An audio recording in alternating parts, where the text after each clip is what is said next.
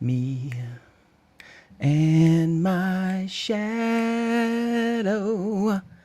strolling down old Naboo.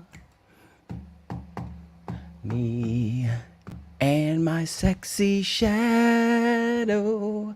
I got no rebels to give those plans to. Poodoo, poodoo. Oh shit, I'm live. Hello everybody, it's your favorite Star Wars girl. Yes, it's me. Welcome. Is everybody ready to beat a dead Eopie and talk about Obi-Wan Kenobi one last time? It's so exciting. Let's talk about him. Welcome all, welcome all. We're going to talk about the rematch of the century. That's right. I learned so many things watching Obi-Wan Kenobi, like how to put a bra on from the bottom and the top. Very useful things I've learned watching Obi-Wan Kenobi. And I've also learned that I can't wear my headphones. I have a little situation, so I hope you can hear me. Can everybody hear me? Or have I frightened everybody? Hello there. Hello there. And no, I'm not going to talk in that voice the entire time. That was just for the intro, just for you guys. We got to scare away all the fakers. Keep the legit people here. Prophet, you did make it. Can you guys hear me for real? Because I can't wear these. All right. All right, I see some of you are here, and we have a lovely picture of Reva. There you go on the screen. Very nice character that Lucasfilm has given us. So exciting. I see Hollywood Polo. I see Mr. Morty. I see Mr. Skullduggery. I see Prophet. And Mr. Skullduggery. Big thanks to Eric for watching the Disney crap so we don't have to. Come on, don't you want to watch it? So good. And we got Cassian Andor coming up, right? Oh my God. It's Liam Neeson's chin. Hail, everyday Eric. I would like to personally apologize for the rest of my body's cringy cameo in the final episode. What was with that, dude? All right, so if everyone has a drink, go get a drink. We'll be here for a little bit. So I think Liam Neeson wasn't going to be in this. I still think there was probably tension between him and the liberal-minded folks at Lucasfilm. So I think he appeared at like the last second on the last day, and they just threw him up against the wall or a green screen and shot that as an afterthought. Because if you have access to Liam Neeson for this entire series, I think you could have used him just a little bit better. I don't know, unless there's a season 2. Are we going to get a season 2 of Obi-Wan Kenobi? I hope so. I definitely hope so. I took some more notes. When I did my video, I was very tired yesterday. And I missed a lot of things. And you guys pointed things out. And I had things in my notes that I did not bring up. That, yes, I did realize that the fight between Obi-Wan Kenobi and Darth Vader was basically stolen from Rebels, where Ahsoka and Vader fought, and the whole breaking his helmet thing. I did realize that. I did have it in my notes, and I forgot to bring it up in my 15-minute video. And I guess I saw Jeremy John's review, and he was aware of that. He still kind of liked seeing Hayden Christensen, so he's a little bit like me. I liked seeing Hayden's face in there, but Rebels probably did it better. It was more emotional. And the writing in Rebels is much better than the writing in Obi-Wan Kenobi. In fact, the writing in the Clone Wars is much better than any Disney garbage that we're getting, really. So I don't know. And then Darth Vader just keeps getting hit in the head. Is that what's going on with Darth Vader? I mean, Ahsoka basically beats him to a degree, and Obi-Wan Kenobi beats him for the second time. I don't know. If you're Anakin, they really screwed up Darth Vader. This is a story that should not have been told, in my opinion. All right. Let's get to some of you folks here. I see you. I see Reef Diver. I almost said Reva Diver. I'm sorry about that, Reef. Do we know that Reva is a good guy or not? Well, Reva. Let's talk about Reva. So, Reva, Her redemption was just not following through on trying to murder a kid. Because she held back, she is supposed to be now a good guy. And maybe Obi-Wan Kenobi should have killed her. What do you guys think? And that would have been interesting. Obi-Wan Kenobi said, apology accepted. And then, just take her down. Because Reva knows who Darth Vader is. Reva knows who Luke is and Leia and where they are. And even if Reva is good, let's say she's good. I don't buy it, but let's say it. What if a Sith gets a hand on her and can do the mind, like read your mind thing? I mean, we thought R2-D2 was important because he carried the Death Star plans. I think Reva is kind of important, and you're just letting her go because she carries the Jedi future plans of the universe. So I think Reva sucks. I think she needs to die. That's my take. Let's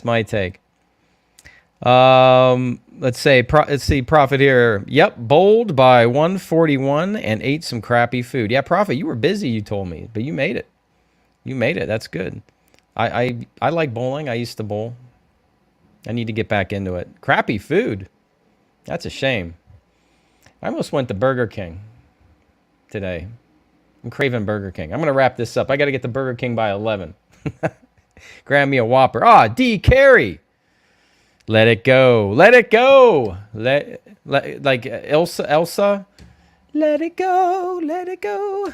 I won't sing anymore for you guys. Mr. Skullduggery, I was surprised he made it. Yes. Who, me? Surprised I made it? Prophet. We gotta meet Bro Obi-Wan Kenobi. Right, so Obi-Wan Kenobi has a brother, right? We've heard about that, and we need to have some Qui-Gon training. And we gotta have Darth Vader and Obi-Wan Kenobi round 3. You know it's gonna happen. Listen, you know it's gonna happen. Obi-Wan, Ewan McGregor produced this steaming pile of poo-poo, bantha poodoo. We got to have a second season. We need a Reva show. Reva's got to have a show. She's not done. And yeah, second season. I mean, it was just getting good, I thought. At the very end, it got really, really good. Like at the very, very end, when he's going into the ravine, I started to care a little bit. I need a second season. Let me go through some of the chats here. Oh, Dark Matt. Dark Matt's got to go. Stay for the stream, but got to watch episode 3 through 6. Really excited. Oh, yeah, watch episode 3 through 6. That's the original badass Star Wars. They can't take it away from me. Some people get sassy with me. I don't know about, Disney Star Wars or some comic book or some video game that came out last year. Let me tell you, I was in the movie theater in 1977. Do I remember everything? No.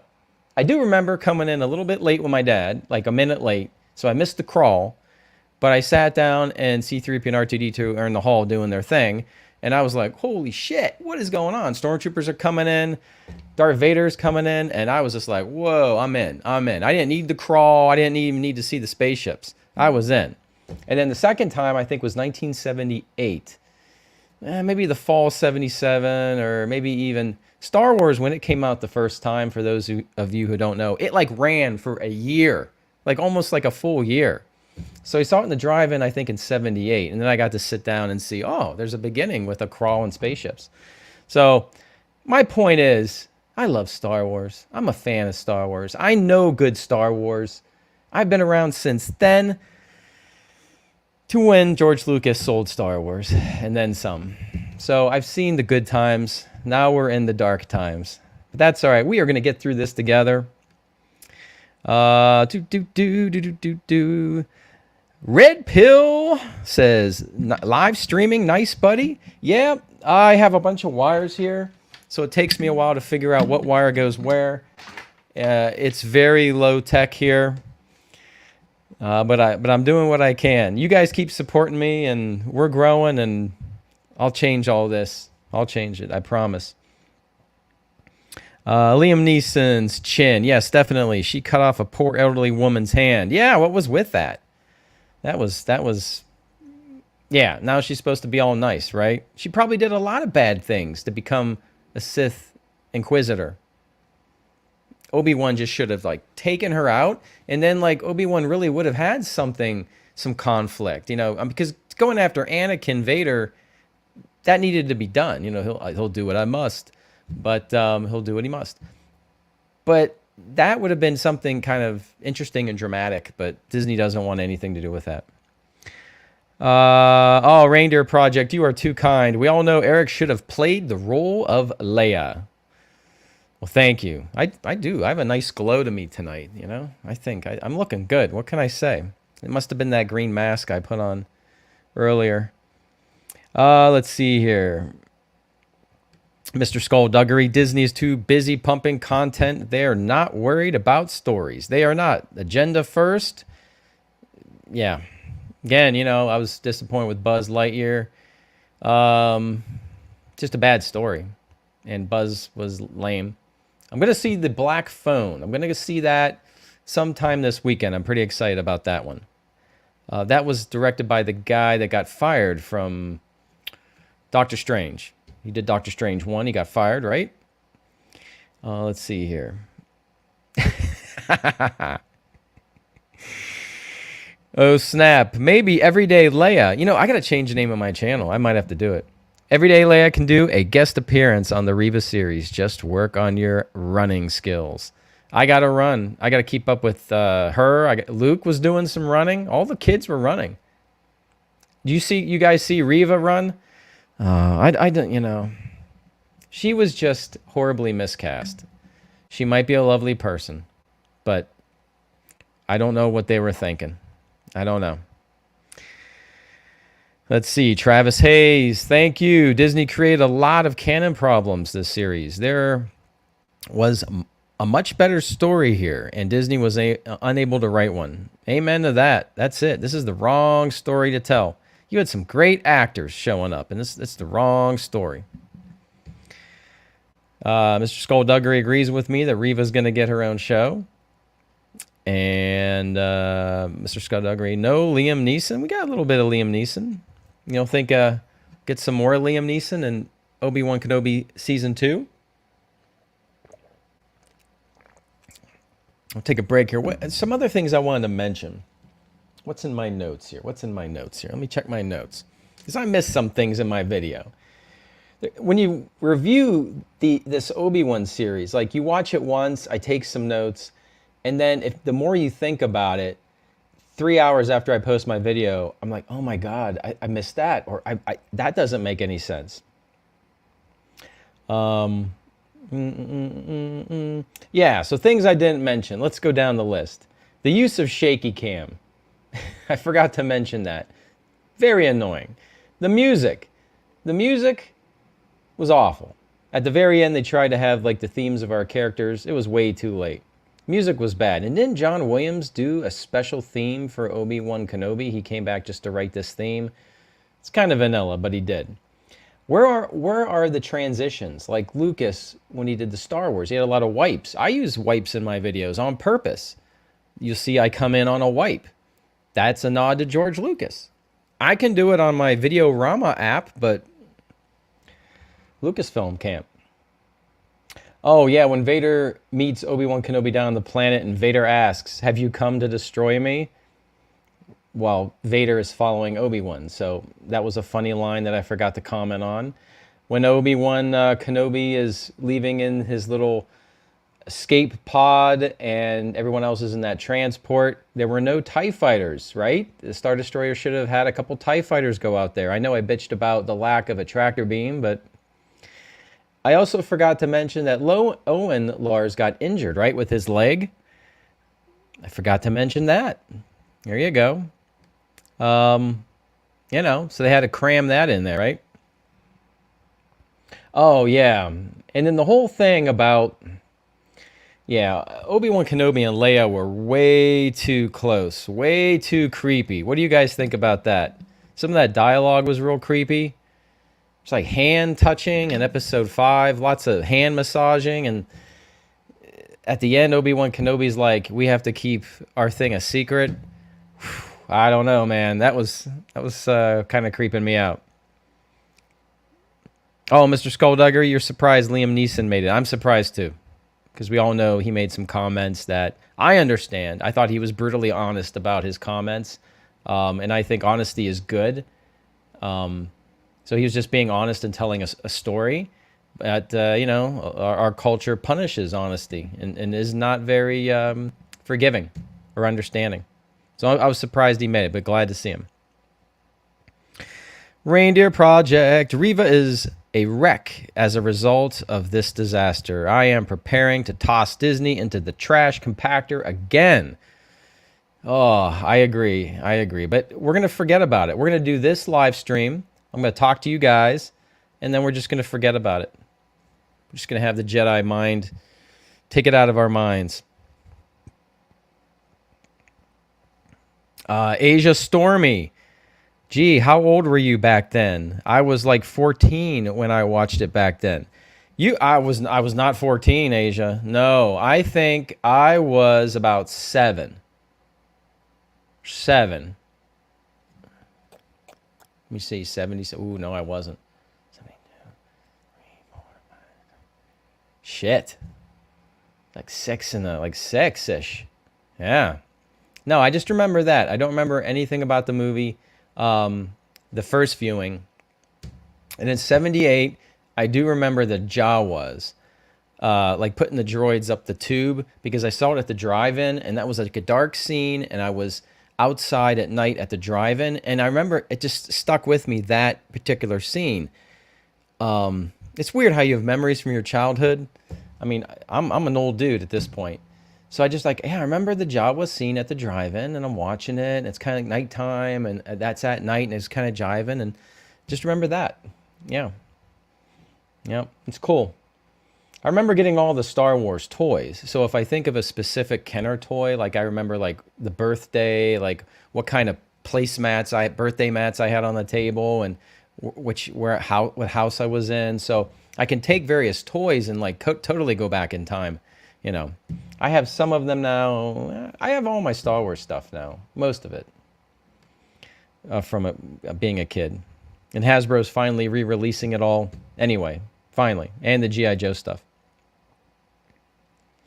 Randall Fox. I loved Star Wars 2, but all the holes in the story killed Obi for me. Yes.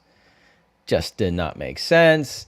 Like I said, Riva knows everything, and she's out there, and she's a danger. And then Princess Leia is like way too uncomfortably close to Obi-Wan Kenobi. And then in A New Hope, she's just like, you helped my father in the Clone Wars, and I need your help now. Oh, yeah. I mean, Leia and Obi-Wan are tighter than Luke and Obi-Wan. You think like Obi-Wan Kenobi would come back as a ghost in front of Leia, later on. Go, hi, Leia, remember me when I rescued you a few times? So stupid. Again, I said the people that are in control of Star Wars know nothing about Star Wars. They don't know the story aspects, but they also don't know what makes Star Wars Star Wars. It's the heart of Star Wars. It's got to be special and magical. It's not cynical. It's always hopeful and magical. It's about the Force. It's about heroes and villains. They don't get it. Modern writers don't get it. George Lucas got it. Let's see. D. Carey. Hope I'm pronouncing that correctly. Dad said it was the first time I didn't fight in the seats. I wanted to see everything Kenobi was talking about to Luke. Oh, yeah. Okay. I understand. Yeah, so you saw that too. Yep. Yeah, I mean, it was good. It was good. Alpha, let me pronounce this. Alpha Trion 92. Why use lightsabers when you can just use the Force to freeze them? Yeah, so Disney is screwing up the Force big time. We have people freezing ships, ripping ships, shredding ships apart. Apparently you can freeze one ship, but if the next ship is like 40 feet farther away, the Force must have a distance.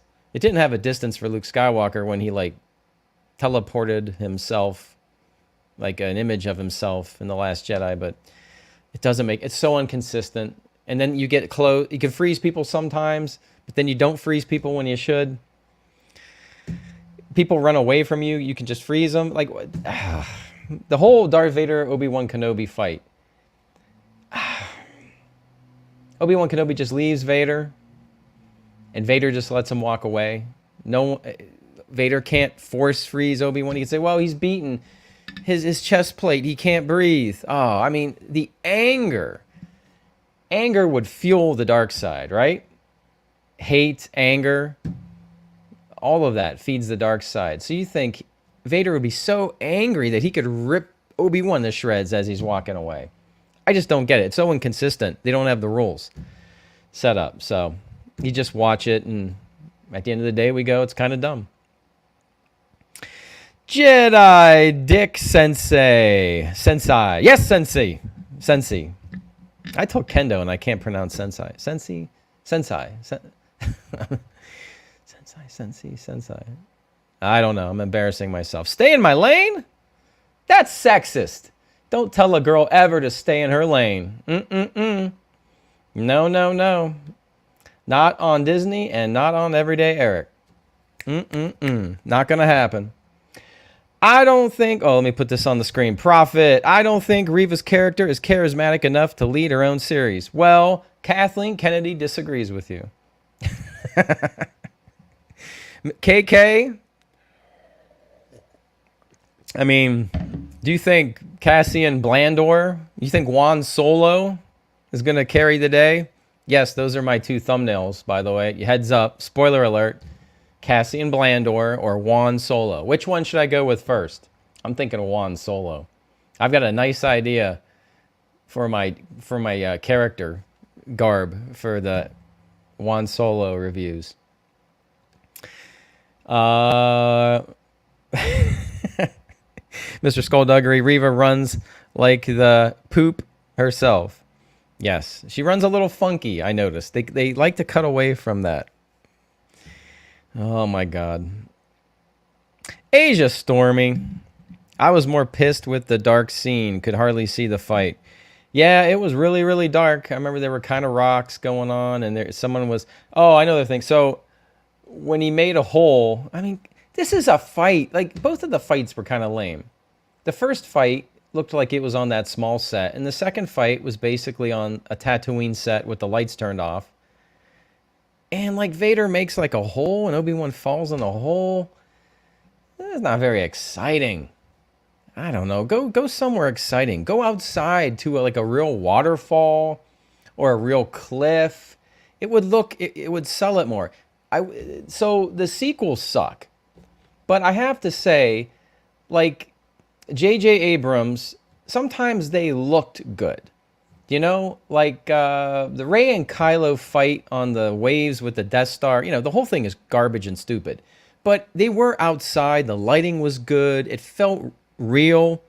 You know, like it was kind of really there. Where if you see these Obi-Wan fights, they look like they're on a crappy little set. So that's the only compliment I'm ever going to give JJ.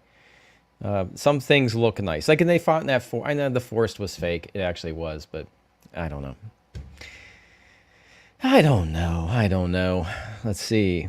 Liam Neeson's chin. I was 11 when I saw Star Wars in May of 77. Oh, Liam Neeson's chin. You're a little older than I am. A little older. Oh, then you know. You feel my pain. You feel it. Prophet. No, Obi-Wan's interactions with Leia weren't creepy. Okay, Prophet, you are always positive, and I respect that. You know, I'm being... You know, I gotta be me. But no, okay. They worked for you. That's good. Prophet is a long-time survivor. Yes, you're a long-time survivor of Everyday Eric and a subscriber. And you stay positive, and that's good. I don't want to ruin anyone's fun. Jedi Dick Sensei. You just... Reva... Whoa, in season 2, and their baby is Finn's dad. Cow. Oh, all right. You think so? That could be. Okay, the circle is now complete. I get it, Jedi Dick. All right. I better read these before I post these here. Give me a second. Boxer Baby. I'm sorry, Boxer Beatty. My apologies. Boxer Beatty. Which was worse, Boba or Kenobi? Didn't bother to watch Kenobi after being traumatized by Boba.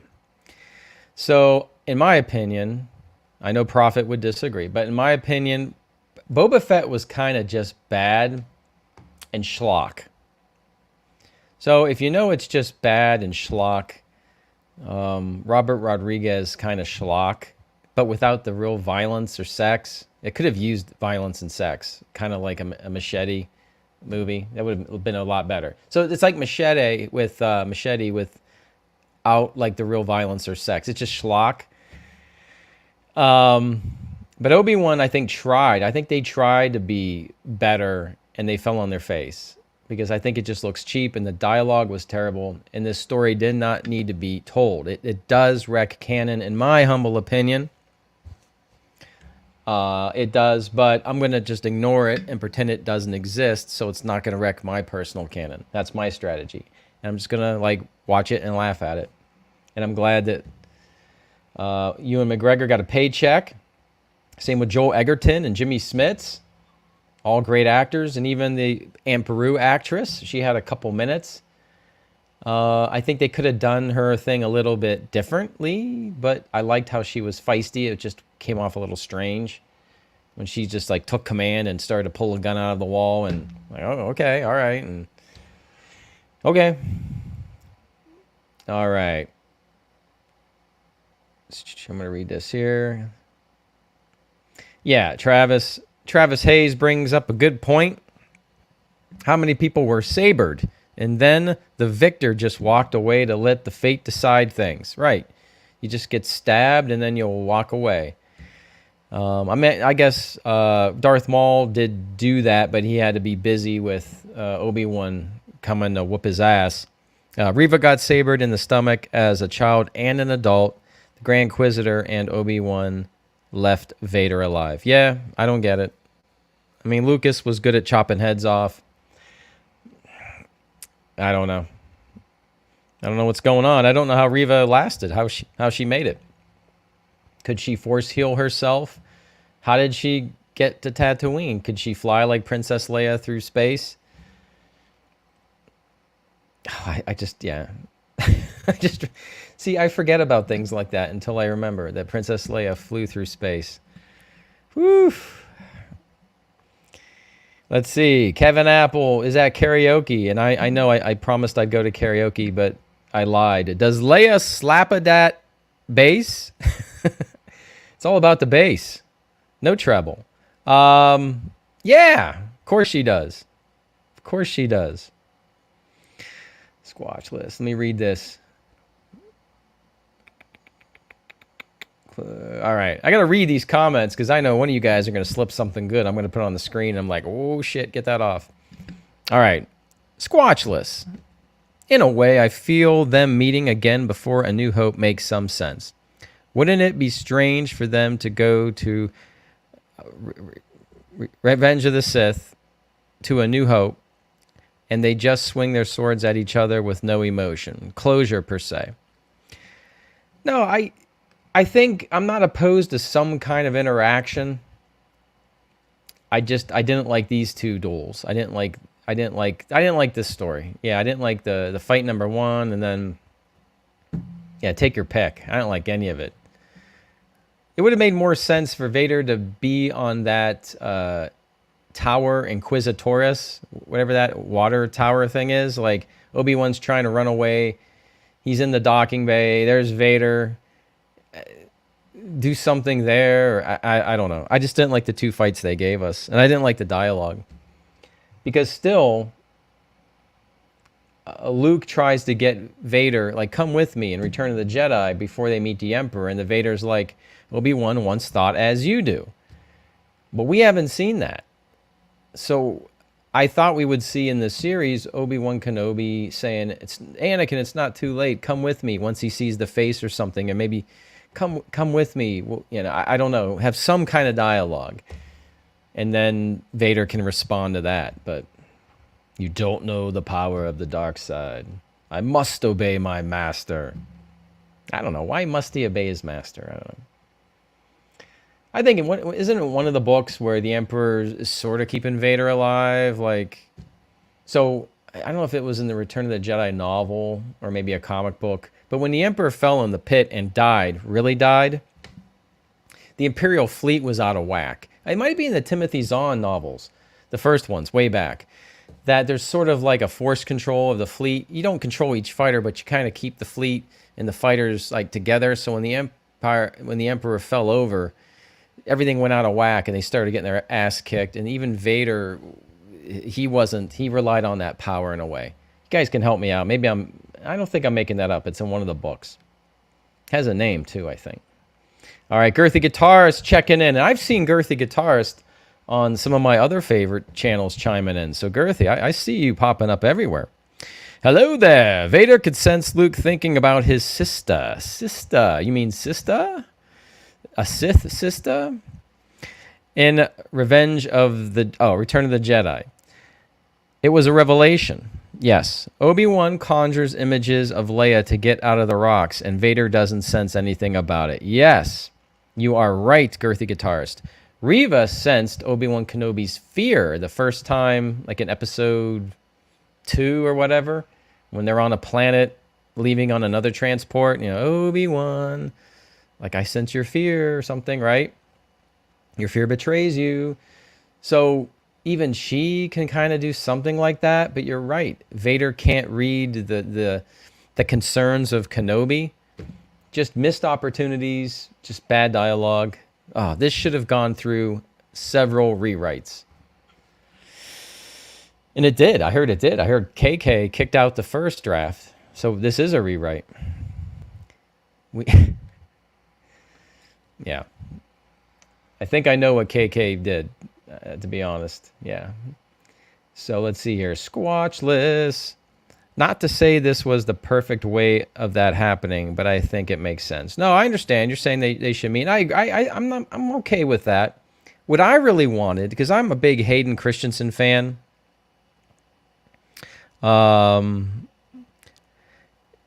So if you want to do the Vader, rip off the Rebels cartoon thing, do that again, I guess. I think that makes Vader look like a bitch, frankly.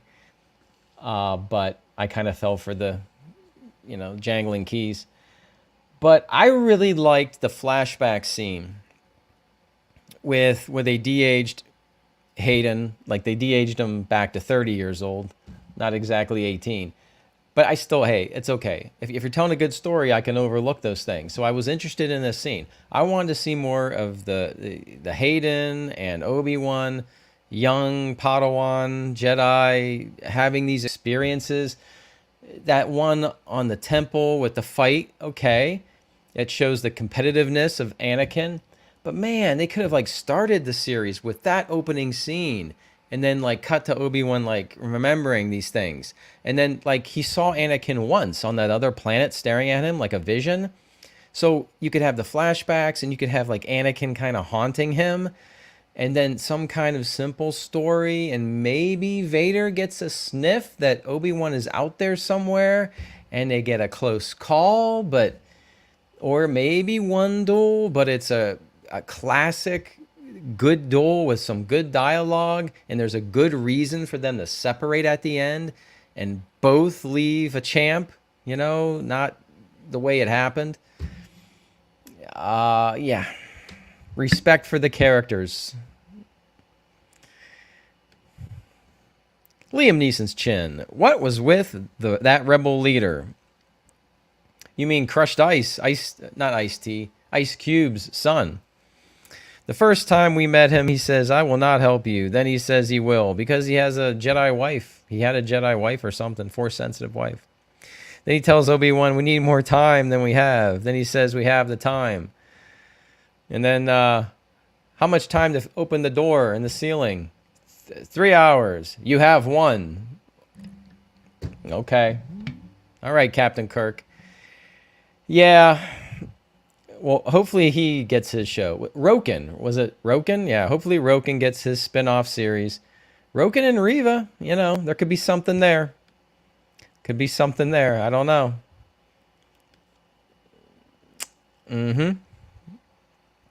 Mr. Skullduggery, how did Reva get off the planet after Vader ran his saber into her? I said she flew. She can heal herself, and then she flew like Princess Leia. Reva does it all. The Inquisitors, they're just as strong as any Sith. No problem. She has a red lightsaber. She's good. Kevin Apple, love the names in the chat. Kevin, what songs are you singing at karaoke? Let me know. Liam Neeson's chin. Roken was a strange character, always contradicting himself. Yes, he was very strange. Yes, he was. Oh, Squatchless. Wade did more than what Roken did. Yeah, we lost a good one with Wade. We barely got to know him. It's very sad. I was gonna say I don't know if we're gonna get a Wade spinoff show. We should. We should get to know his backstory, I think. Yeah. Where do they get a lot of these extras too? This is so bad. So bad. Kevin Apple, rest in peace, Wade. Oh, we barely knew you. There you go. There you go. Let's see here. Liam Neeson's chin. If Obi-Wan was never going to kill Anakin Vader, why didn't he just pretend to stay buried under the rocks so Vader would think he was dead? Also, since Obi-Wan did free himself, why let Vader live? All good questions. See, Prophet, I'm telling you, when he was under the rocks, all he was thinking about was Leia. I mean, I don't, what was it? We count out, some other channels counted it. There were 5 visions of Leia and 2 visions of Luke. I think Obi-Wan had a thing for Padme, and now seeing Leia, I don't know. There's some creepy stuff going on. Creepy. I know. I'm just being silly. I don't want to make. Yeah, I'm just checking my notes. Yeah. Girth the Guitarist. I liked Book of Boba Fett better, probably because of Mando, but still more entertaining. Yeah, I think probably Book of Boba Fett, because it was just, it felt like there were a lot of toys, and I mean, we have the big Wookiee guy. We had some Hutts. Yeah, we had the Mod Squad. The train, Attack on the Train with the Tusken Raiders was kind of cool. I remember kind of saying, hey, that episode was kind of cool. I like even the one where they infiltrated Jabba's palace. I liked them with the Ratatouille scene where he's chasing this like robot rat. And yes, I say robot. I've always said robot, not robot. But I kind of liked that. I liked when he was riding it like a bantha. No, I didn't like that. Yeah, man, Boba Fett's probably a little more fun. I mean, you had Cad Bane. I mean, he looked wonky, but it's Cad Bane. All right, Apollo Prime. As terrible as this show was, I thought Hayden's performance was great when his mask was slashed. Yes, I agree. And that's kind of like, I was like, yeah, that's Rebels. I guess it was the one side on Rebels, and it's this side now. And yes, the sword gave him the gash that we see in Return of the Jedi.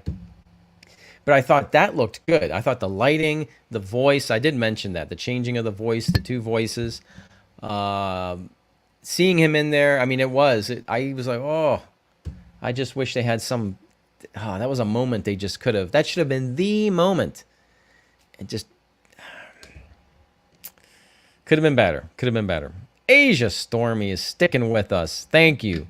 The angle of the lightsaber stab into Reva at the sternum angled downward. So that's the heart. Plus, likely severed her spine. Stomach is lower down. Well, from my point of view anyway. From a certain point of view, yes. That's true. I didn't watch it twice. So maybe I will go back and rewatch the stab of Reva and break it down. But yeah, I don't get it. How she just didn't die right there. And I've heard some people say, well, she had a limp in the last episode. Limp. Kevin Apple, Star Wars. Oh, I thought you were singing the Bill Murray song. Star Wars. Snore. Not the original, just Disney. Kevin Apple, he said, hello there. He did. Girthy Guitarist, I work from home, so I stream all day. All right. All right, awesome. Yeah, no, I've seen you other places. I think we like the same people. So, yeah, there's a lot of great YouTubers. I mean, Critical Drinker had a little thing today, and the Friday Night Tights crew, like those folks. Mauler. Yeah, that's kind of my group. All those people. It's funny, like we say similar things. So I'll do my video, and then if I'm at the gym, because they do much longer videos, and I'll jump on to listen to those all talk. And it's funny what we pick up, and it's funny what you guys pick up. We're all on the same page. I mean, just Disney doesn't get it. They're the only ones that don't get it. B-Boy flashback scene was definitely really cool. I agree, B-Boy. I liked that.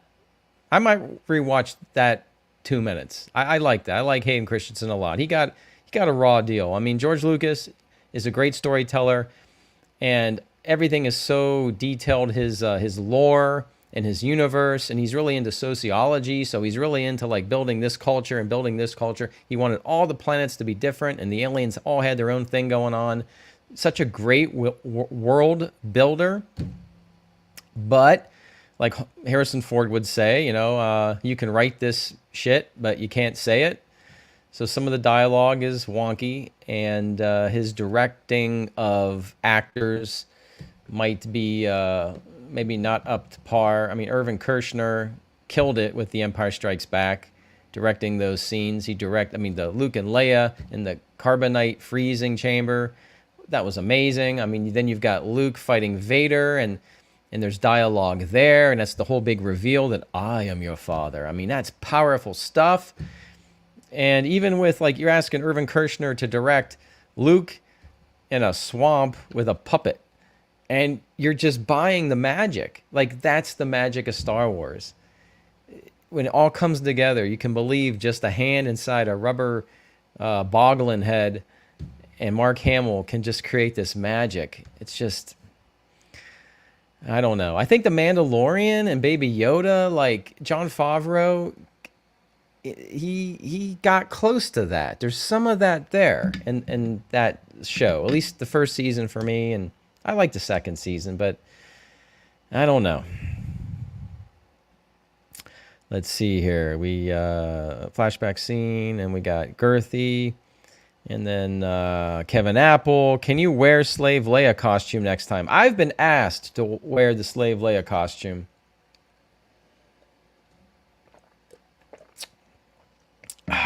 If they do a Kenobi season 2, I'll give you my word as a Jedi that I will try to find a Slave Leia costume that I can fit in, because this bra here is like a 43 double D. Yeah.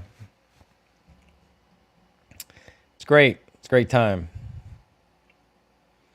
Sasquatch. They de-aged him to 30 years old. I'm glad you like that. Yeah, I mean, but it still worked. It still worked. Let's see. Prophet. All right, Prophet. I think Vader is in this sort of force spell in service to the Emperor. Okay, yeah.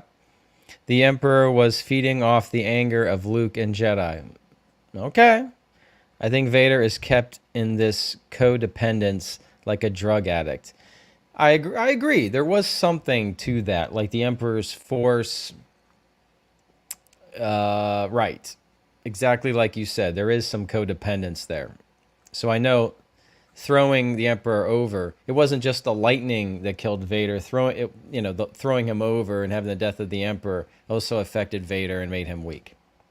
It's my understanding. I think it was in the original Zahn trilogy, which I love. I don't have a copy right now. I need to find a new copy. They're hard to find. I think they might be reprinted, the Legacy books, but they're so good. Or what's it called? Legacy or Legends? Yeah. That's when we knew there was a problem. When Disney just took all the things we loved and called them legends material, and they're not canon, and kind of threw them out. But now they like to cherry pick ideas from them. I don't know. You know what's going to make me happy in these Disney shows? If that green rabbit guy comes back from the Marvel Comics, like issue 5 or 6. Jackson. I think they made a 6-inch figure of him. What do they call what's that series called? The Black Series? I don't collect the Black Series. I collect the vintage action figures because they go with the ships and stuff. So I need a vintage collection Jackson, the green bunny rabbit guy, and I want him in one of these shows.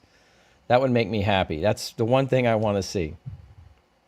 Girth the Guitarist, don't the Star Destroyers have tractor beams? Yeah, I thought they did. I don't know why the Star Destroyer kept shooting and kept missing the ship that was 50 yards ahead of it. Yeah, that was kind of lame. And then again, not sending out some TIE fighters. I think that class of Star Destroyer would have a few TIE fighters, I think. I don't know. I thought so. And Kevin answered, yes, they have a tractor beam. Apparently they were down for maintenance. Yes, a maintenance issue. They had a bad motivator and bad power couplings. Rob, because we need the movie. We do need the movie. What movie? Let me know, Rob. I don't know. Are we going to get a Star Wars movie? I kind of liked Rogue One. I do rewatch that. Talk about a diverse crew. I liked it. It was kind of like the Dirty Dozen of Star Wars. Very diverse. And I actually liked Juan Solo in that. I don't want to see a Juan Solo show, but I liked it. I liked Rogue One. I don't know why they put another white female as the lead. That could have been a good chance to put a person of color as your lead, but well, Disney, they talk a good game, but I mean, when they talk a good game, but you know, when Finn and Reva, pansexual Lando, like they're not exactly creating the best characters for minorities. I don't know, but they love to talk a good game. Girth the Guitarist. The sad face that chick made when Wade died was too silly. Yes. We were all sad, Girthy. Weren't we all sad?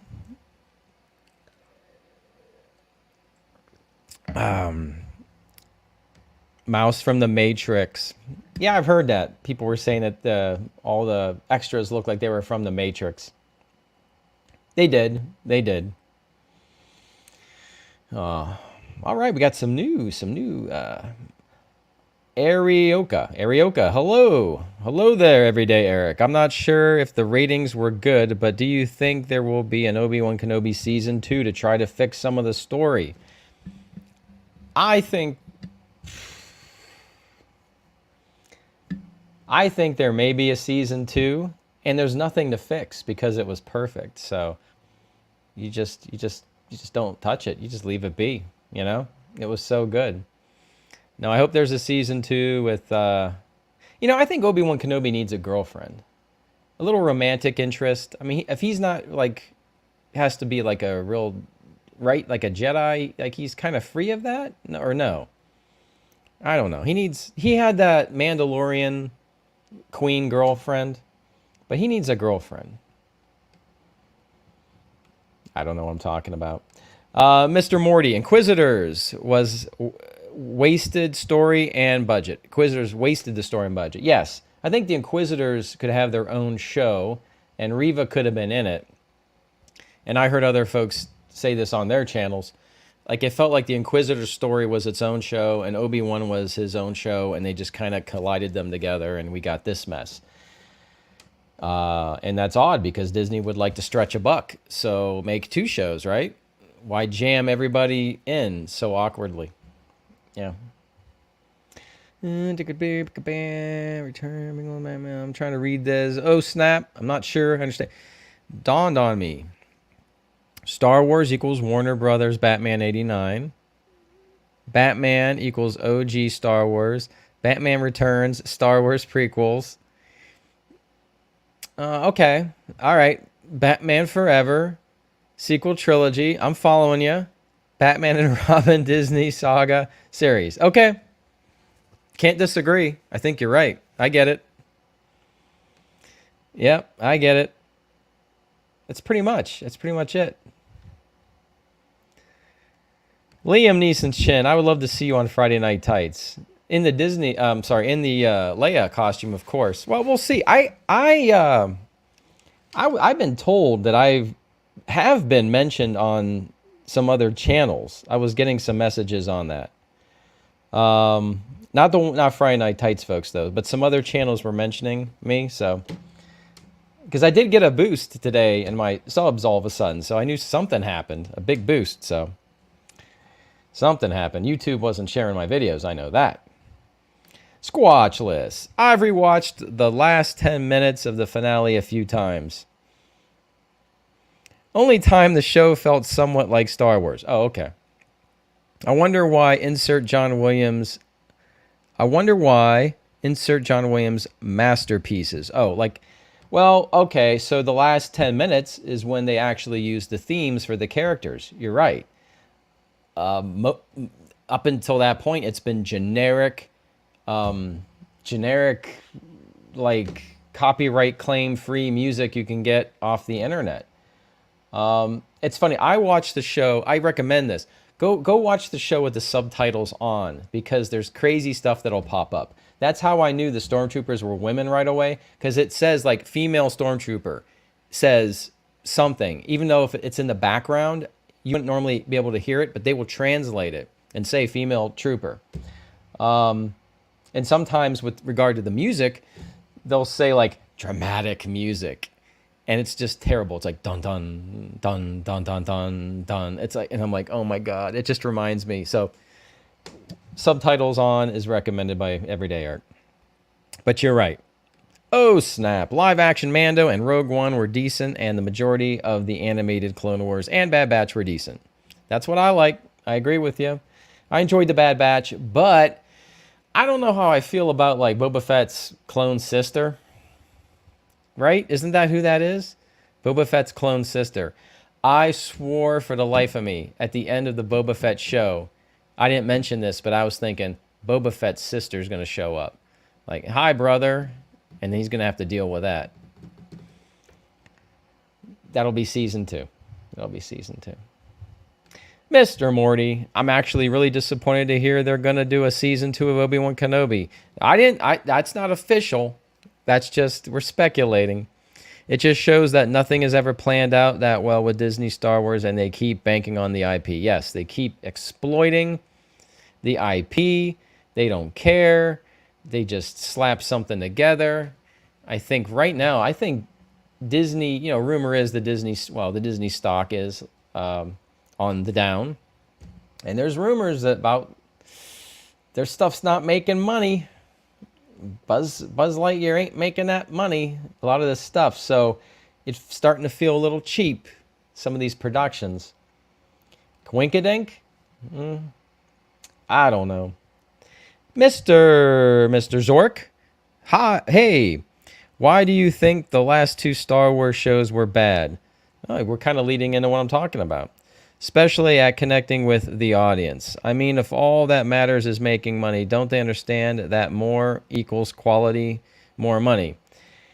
Yeah, I mean, I could just tell in the merchandise. I mean, as far as making money, I always like to just go to Target. I mean, the Star Wars, they don't have any, and what they do have is like an area this big, and it's just filled with Lando vintage figures.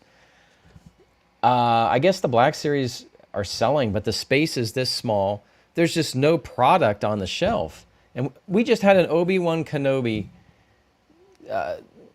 show, and there's no presence at retail, right? There's not. You got to go to like Hasbro Pulse, join a club. There's like a HasLab lightsaber that's not going to get funded, and that's the main character of the show, Reva. I just think it is hurting. I think it's hurting. Why are these shows so bad? I just think they're in the wrong hands. People don't understand. Dave Filoni needs to be in charge of Lucasfilm. And he needs to be directing. I think he directed what? one episode of Boba Fett.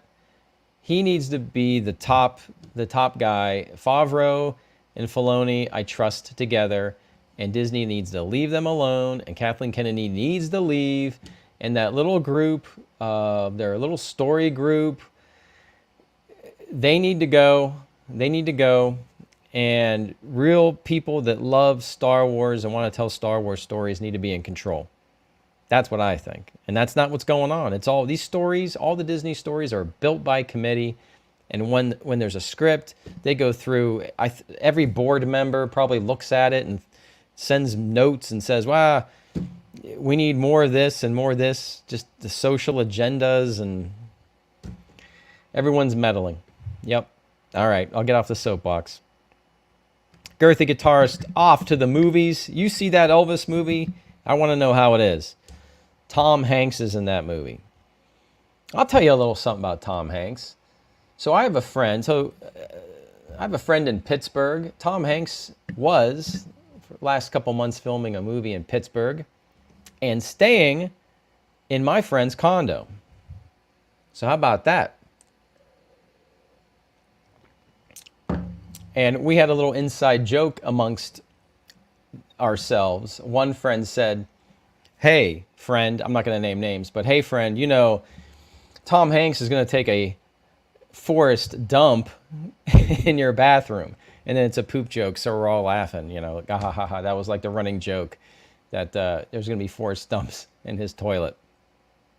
But apparently, a couple weeks after Tom Hanks moved in, his security detail, he's got a large group of handlers. They called my friend and said, hey, they had one question.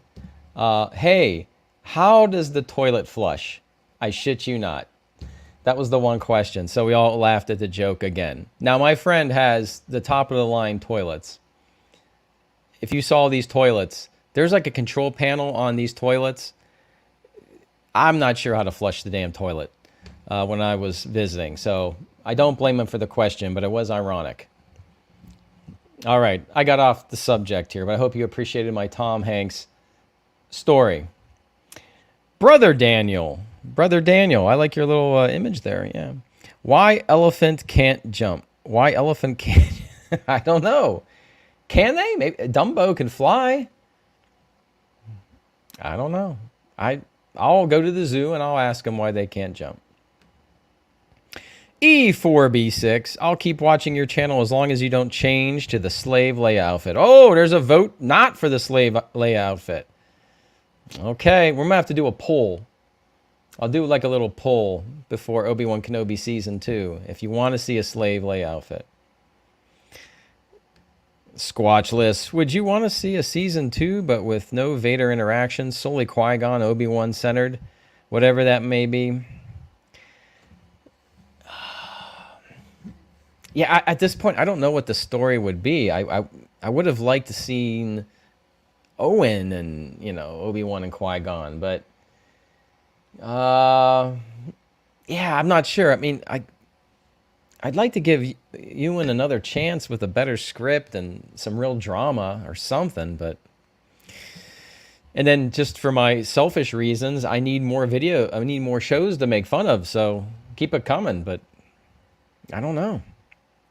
Prophet staying with us before Rise of Skywalker. We were all hoping Rey was Obi-Wan's descendant, but they took another path. Yeah, so that goes back to I was thinking Obi-Wan Kenobi could have a love interest, and I was on board with Rey being a Kenobi of sorts. I don't mind Rey being a Palpatine as the big reveal, but the sequel 3 movies, like, they needed to map that out ahead of time. Because if you go back and watch The Force Awakens, how does Rey know how to fly the Falcon? How does Rey know? Like, why does Luke's saber talk to Rey or come to Rey? The only thing I would say, I think Rey in the Forest did use the Palpatine stab. So back then we were going, oh, Palpatine stab. I think Snoke should have been Darth Plagueis the Wise. I I was convinced he was Darth Plagueis the Wise. Now, I know Darth Plagueis in the Legends material was a mun, but I thought that because Ben Solo tells his dad, Han, Snoke is wise. And I was thinking, oh, that was the hint. Plagueis the Wise. So I would have liked that, especially because Darth Plagueis is the one that learned how to cheat death. And Palpatine really didn't learn that secret, but together with Anakin, they were going to learn that secret. So I thought, yeah, maybe Plagueis could come back and just laugh and go, ha, ha, ha, I know how to keep coming back like a plague or something like, I don't know. But none of that jives with what they gave us. It was some Exegol and another emperor. Was he the first emperor? I don't know what's going on. A bunch of Snoke clones. That was not the way to go, in my humble opinion. All right. Mr. Zork, name the worst and best moments of the show. You guys do that. Help me out. The Leia Reva scenes were as cringy as they could be. Yeah. Oh, the worst part of the show. So the worst part of the show has to involve Leia running at some point. Either running through the woods.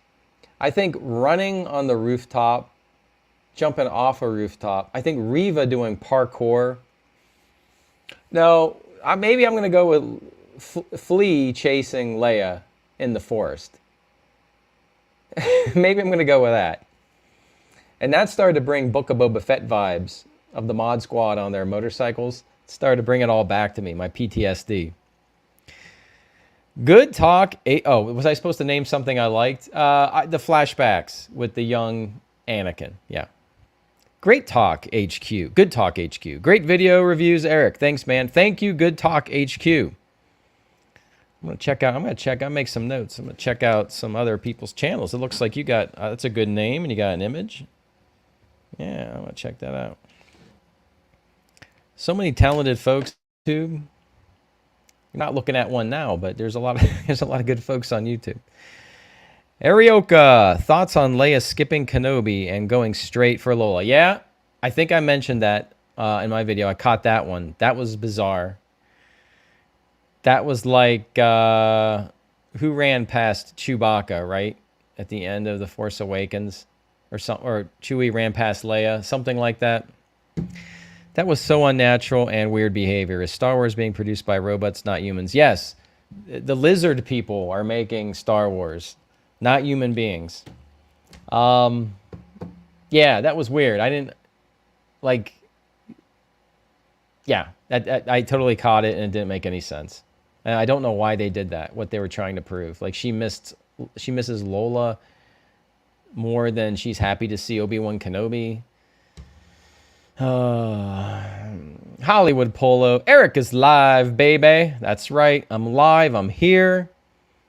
Every time I'm live, the folks that call me racist or sexist, they're never here to have fun with us. They go away. They just say they just drop their little bomb and they're drive-bys all the time. I mean, I would love to have a good discussion with someone. That all went away really quick. Remember when Disney was calling fans racist for not liking Reva? That didn't last very long this time. They tried pulling that stunt, but no. You can't outmarket, you can't out-publicize your way from bad writing. It's not going to work. Bonafide picker, Mr. Rogers, he did a great job on that movie. I liked the Mr. Rogers movie when I did crappy movie reviews. There's one of me reviewing that movie. I enjoyed it a lot. Yeah. I liked it. Bonafide picker, are you like one of them pickers that you go out and like American pickers and go to barns and pick out like antiques? Yeah, I like that. I like those shows. That's where I learned the word patina. I like, yeah, a little patina on some things. Let's see. Good talk, HQ. Am I the only one that wonders how her internal organs weren't turned to goo from the heat energy of a lightsaber to the stomach? Nope, you are not alone. It happened. I still don't know how she got out of that. I don't know. Yep, we're all thinking the same thing. Ben Perez, very glad I stumbled upon your reviews. You're hilarious and spot on. Well, thank you. Thank you very much. I appreciate that.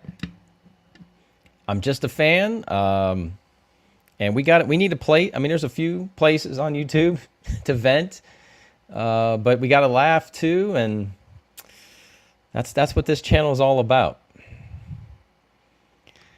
Mr. Zork, third sister spinoff. If I ever see that nightmare come true, I'll have to send Kathleen Kennedy's body straight to the back of the tank. Oh, I hope. I hope. Listen, I need a third sister spinoff. Reva, a Star Wars story. That's all I need. I need it. I demand it. I wonder if, like, what if I'm going to start sending Lucasfilm some emails? I need to make some fake accounts. Can't be Everyday Eric. And start petitioning for a Reva spinoff. Let me think about that. We need this. We need it. Bonafide picker. Yep, the hair got to go. Hair weirding me out. What? My hair? My hair is nice. Look at that. Look at that. Slick. Yeah, it's hot as hell. By the way, it's been like 6 episodes and I still haven't washed this.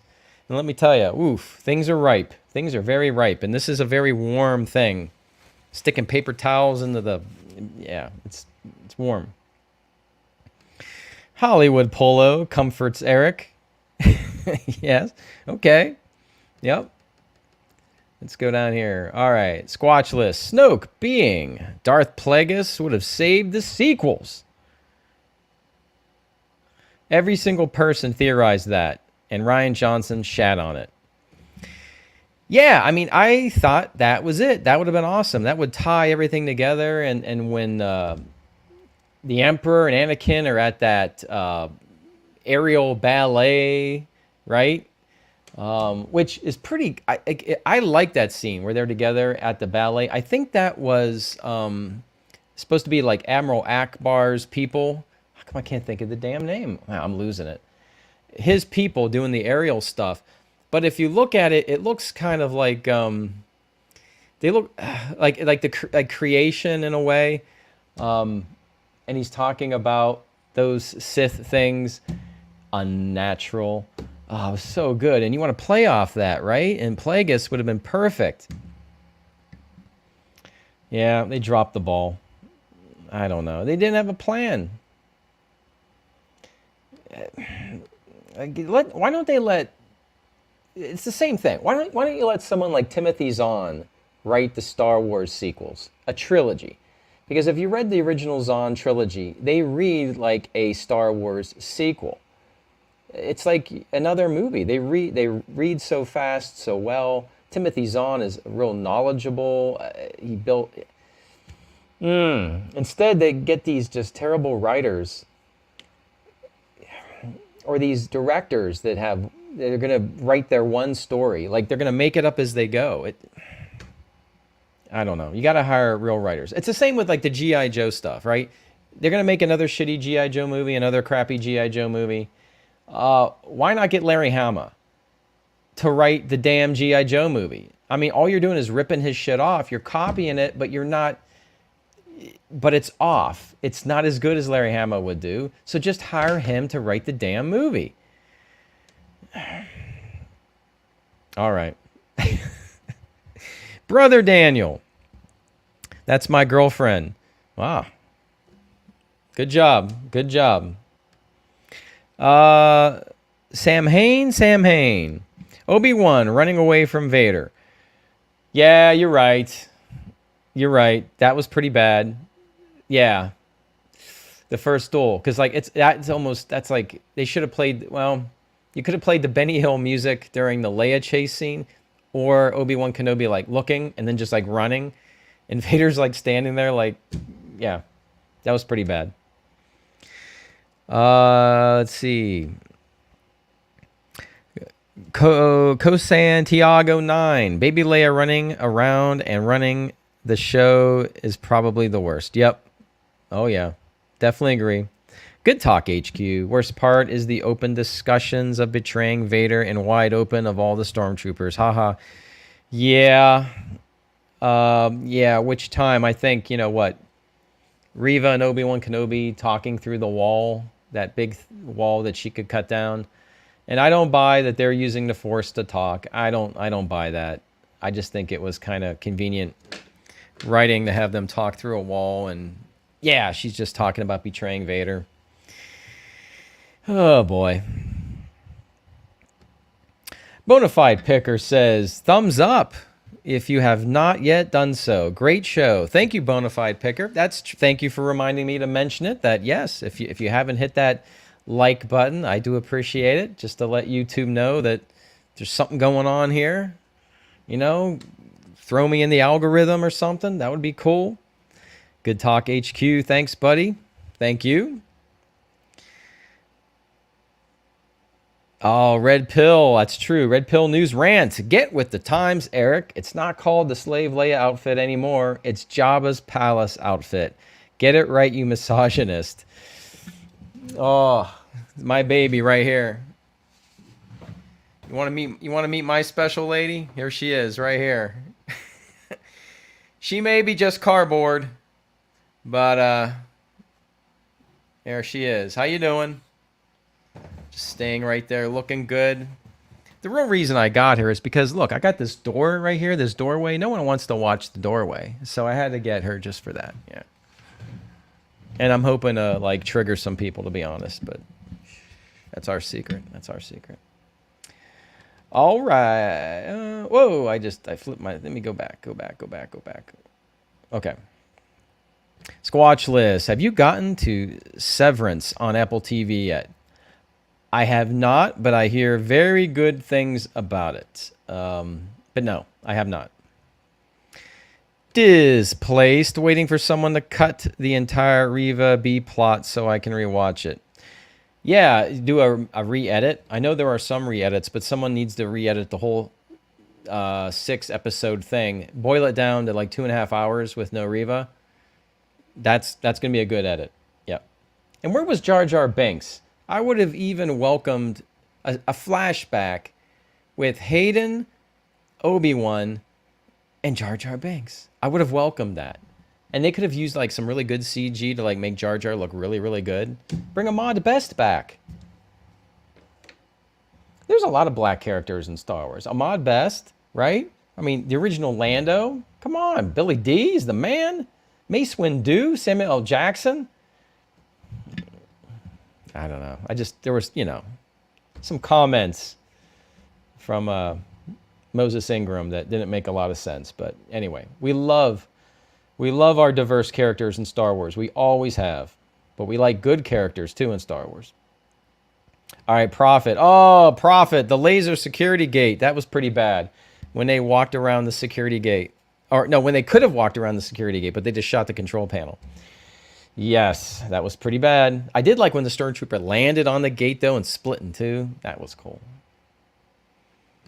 Good talk. Good talk. Likes Displaced's comment there. Red Pills News Rant. You still got yourself a nice pair of power couplings. I sure do.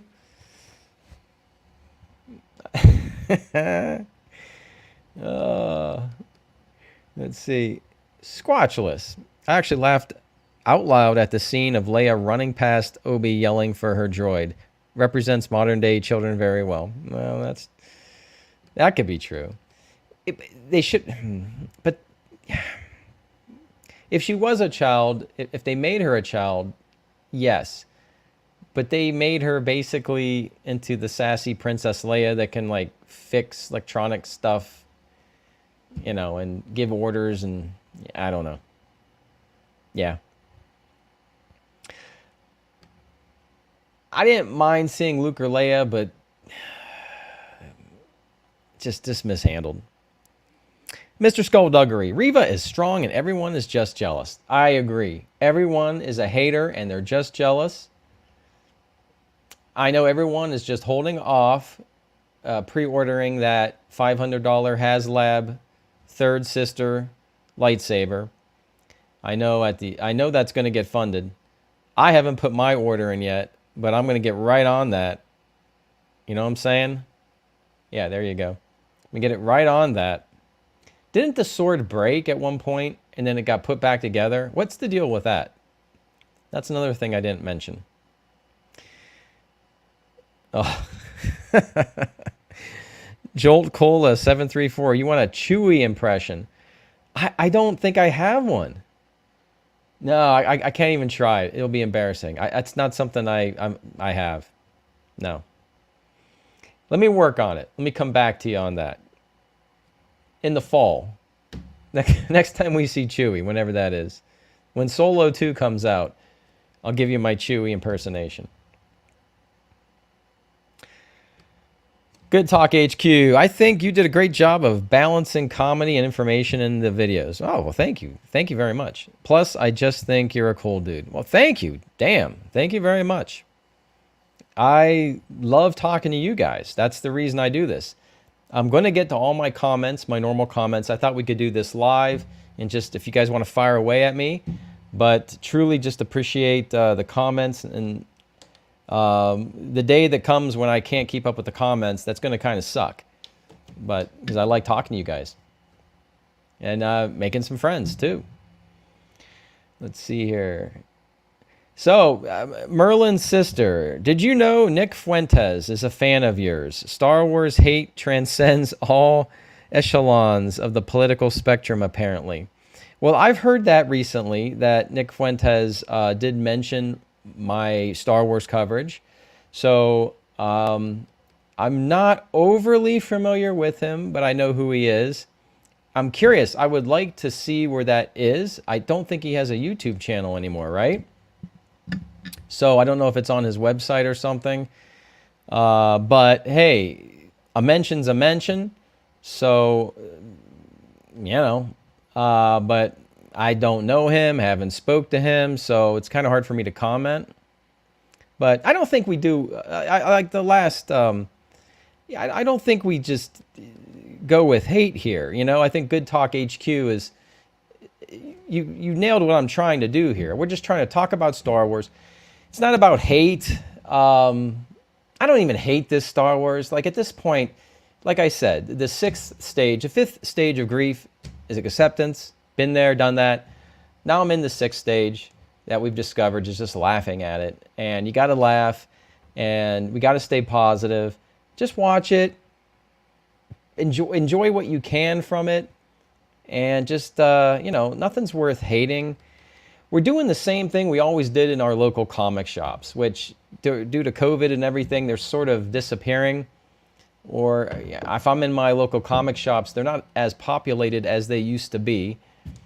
The faces have changed. But we used to go to the comic shop and talk about the latest movie or thing coming out, and we'd rap about it. And we all would not agree. Someone would just flat out like it, and someone would hate it, and you know, someone would pick things they liked about it, and we'd have a discussion. That's what nerds do. So I'm trying to do the same thing. Instead of just being another guy with a beard with a YouTube channel, I try to make things funny. Can you take this seriously? Can you say this channel is about hate? I mean, look at me. I'm ridiculous looking.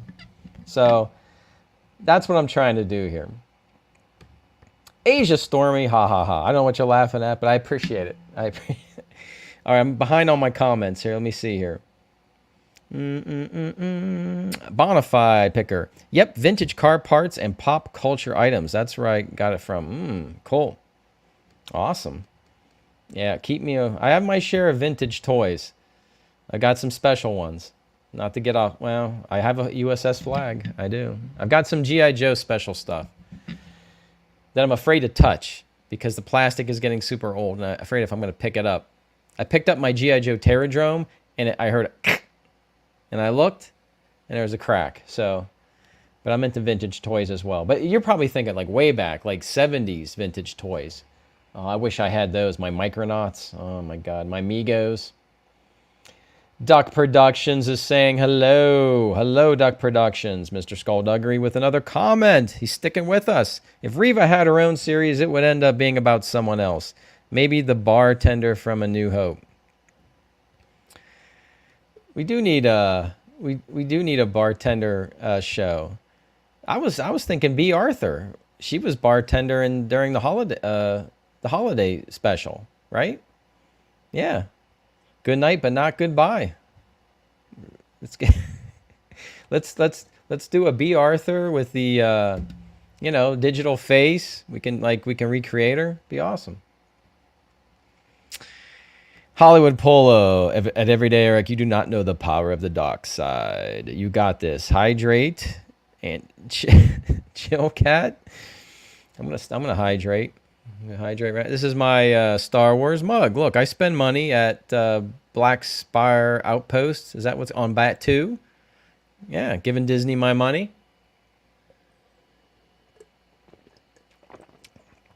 I'm not going to stay in that hotel. No way. That guy. Rest in peace, Wade. Can't wait for the Wade spinoff to get his whole backstory. You and me both, that guy. Oh, snapped. I'm baffled how Hermit Luke isn't banking on the cash for Disney. Banking in the cash for Disney. I don't know. You mean a Hermit Luke or Hermit Obi-Wan? Let's see. Good Talk HQ. Oh, okay. Let's see. Red Pill News Rant. My friend has a question. Definitely not asking me. He wants to know if you'd like some frosting on those Cinnabons you got going on there. I reiterate, I'm not asking. Sure. I like a little frosting on my Cinnabons. So, yeah. Hey, I just sent out the invitation. That's all I can do. I'm sending the signals. I can't get, I'm not a toxic. Oh, wait, I'm a female. I don't want to get toxic. I don't want to get aggressive. I can send out the signals. That's all I can do. It's hard to date nowadays. Got the apps, you swipe right. I don't know. Got off topic. Mr. Zork. Slave Leia cardboard cutout for sale. Maybe changing it for the little Leia one. Oh, changing it for the... Oh my God. Oh, I hope they're going to make a baby Leia cardboard cutout. You guys have to let me know if you see that. Oh dear. I need that. Yeah. Oh, that might be creepy though. That might be weird. I don't know. We'll have to think about that. That would be funny. Duck Productions. Dude, when will I do more Fortnite action figure reviews? You mean me, right? Because I used to do all the Fortnite Jazzwares 4-inch action figure reviews. And then they stopped putting them on the shelves until recently. So it was like a year of no Fortnite stuff. Listen, I haven't been playing Fortnite. I still collect 4-inch figures, so I still look on the shelves. If they could do something really cool, like a big set for Christmas, I'll probably snag it. I still want to do toy reviews, but it just hasn't been a whole lot exciting going on. But I still might do some. Losing my place here. Displaced. All I wanted was Grand Admiral Thrawn. Well, rumor is he's coming. Thrawn might be coming in the Ahsoka show. But there's rumors that he's coming. I don't know who's going to play him. I've lost faith in him being good. I have no faith in Disney doing a good Thrawn or that he's going to look good. He's probably going to look like he's got painted skin and red contacts. But the show did a good job with Thrawn. I liked how the monsters grab him and teleport to another galaxy or something. But we'll see. But I think he's coming. Travis Hayes. I imagine the reason why Obi-Wan looks 30 years older 9 years from now is because he left an Inquisitor that just tried to murder Luke alive. She now could conceivably tell Vader where he is. Yeah. Yep. Let's see here. Oh, I see. Yeah. No, I get it. Yeah, it doesn't make any sense. Yep. Tell Vader. Yeah. I don't know. Doesn't make any sense, this story. Mr. Skullduggery, why did Reva order the troopers to use blasters on a blast door? And they had a heavy gun that looks really cheap the way it was moving. It looked like it was made out of plastic. Yeah. I don't know. They shoot at a door, and then she cuts the door open, and yeah, it's so stupid. Good Talk HQ. Eric, sadly, the moment I saw Reva step off the ship in episode 1, the only female and the only one not made up with all kinds of makeup, I knew inside that the show was going to be about her. Yes. Yeah, and that was just, what did I say, Attack of the Cosplayers? I just thought they looked ridiculous as a group coming off that ship. I don't like how they made the head Inquisitor. I think they look weird. I don't like them. I never did like them. I don't like the spinny swords. I'm not a fan of the Inquisitors. I'm from the beginning. So Arioka, was there an explanation for how come Kenobi didn't have any thermal burns after the first fight with Vader? I don't know. He sat in the back of the tank for about 5 minutes, and all was good. But yeah, when he didn't look that bad, even when he was out of the hot coals or whatever that was. Whoa, we got something came up here. A super chat. Hold up. Swak props. MYR 15. I don't know what that is. To cleanse your palate of Obi-Wan, you should definitely check out RRR on Netflix. It's epic and has been getting rave reviews from the likes of Chris Gore. I have heard Chris Gore mention this. I have started the movie. So I saw like the opening scene. And just as I think the two guys entered the movie, I had to turn it off because something happened I had to get to. So I'm going to go back to RRR. In fact, maybe I'll do that tonight. Swak Props, thank you so much. And yeah, I definitely will check that out. I mentioned who I enjoy listening to, and I enjoy listening to Chris Gore from way back in G4 days, when G4 was cool. Olivia Munn, and yeah, that was a great show. Loved it. Good stuff. Thank you. I'll definitely check that out. Let's see. He was in the tank. Let me go through some of these. Yeah, look at those signs of burns. You guys are talking about the burns. I'll let you guys talk in the chat about that. Oh, here we go. Here's a good one, Mr. Zork. Tala. I did like Tala. I liked her in Game of Thrones. The head snake. They never resolved her. Was she poisoned? Wasn't there like a sand snake in the prison in the Red Keep, and they never went back to her? For you Game of Thrones people. Well, I used to have we used to come on as Men on Thrones. My friend Louie and I, we would do live streams after the Game of Thrones stuff, which I'll probably cover again. But yeah, so Tala slapping the shit out of that stormtrooper. That's a scene worth of analyzing over and over till you completely give up on the people in charge of the franchise. Someone actually greenlit that shit. I'm going to put that ending. Yeah, someone actually greenlit that shit. You're right, Mr. Zork. That was terrible. Even though I love Tala, have a crush on Tala, and then she died like Vasquez and Aliens with the thermal detonator, right? Yeah, that was ridiculous. She's slapping the stormtroopers. They make the stormtroopers like, the stormtroopers need to be intimidating. And they're just ruining the stormtroopers. They're making them kind of like the dumb battle droids from the prequels. I'm thinking of Owen and Aunt Beru.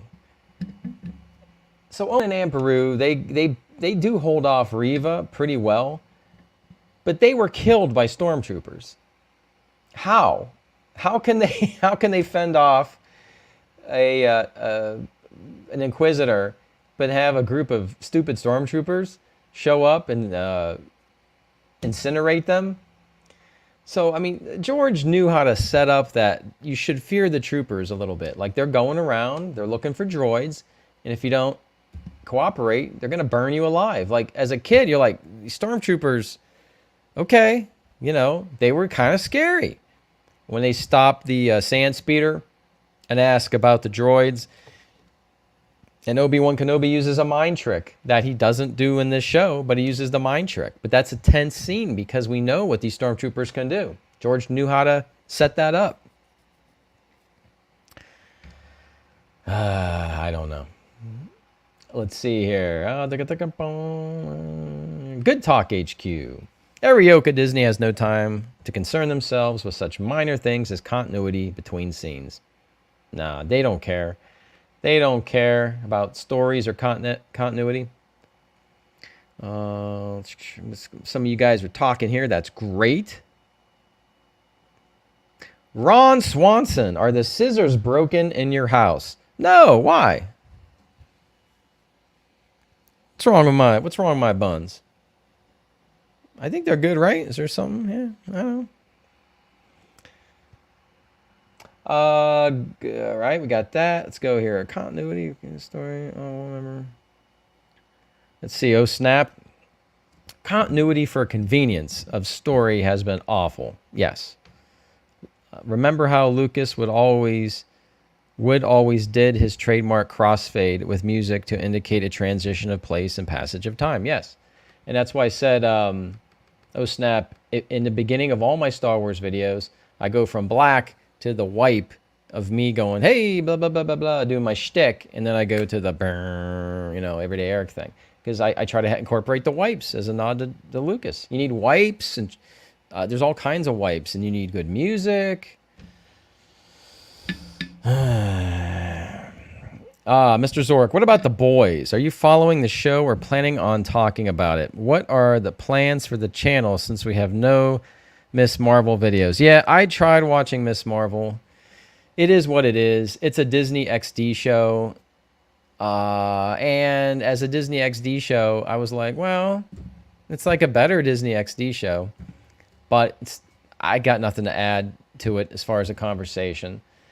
The Boys, I watched season 1. I liked season 1. Season 2, I wasn't into as much. So, yes, I'll check out season 3. I'm actually watching the Orville. So, if you want to see, and I'm new to the Orville because I thought the Orville, is it Seth Rogen? Seth MacFarlane. I thought it was going to be like Spaceballs, like a big goof on Star Trek. And some folks were saying, no, that's good. And I started watching the Orville. And if you watch the Orville, you know what I'm talking about. But holy shit, the Orville is good. It's the best Star Trek on TV. Not even close. They tell real stories. It is excellent. I highly recommend the Orville. So I'm almost done with season 1. And that's kind of what I'm watching right now. The Orville is fantastic. A big surprise. Great writing. Great characters that you actually kind of care about. And there's like a little bit of humor, but it's not Spaceballs. It's really good. And when it is funny, it's very funny. There's an episode with Rob Lowe. It's hilarious. And Charlize Theron. It's my lady, Charlize Theron. Oh, Good Talk HQ. Yes, I'm behind on my things. Everyday Eric. Yeah, no hatred. You are clearly a fan that feels betrayed due to the lack of passion or caring put into a franchise that once used to mean something. Thank you. That's where I'm coming from. That's where I'm coming from. Thank you. Oh, you keep moving it around. Whoa. Oh, yeah. I don't know why it does that. Can I do this? Oh, yeah, I can do this. Arioka, The Mandalorian tricked us to believe that Disney Star Wars could be good. Yeah, it did. I think, remember when that came out? That was what, after some big flops as far as Star Wars movies go. Was that after Solo? So I think The Mandalorian flew under the radar. I don't think Kathy Kennedy was watching, or Bob Iger.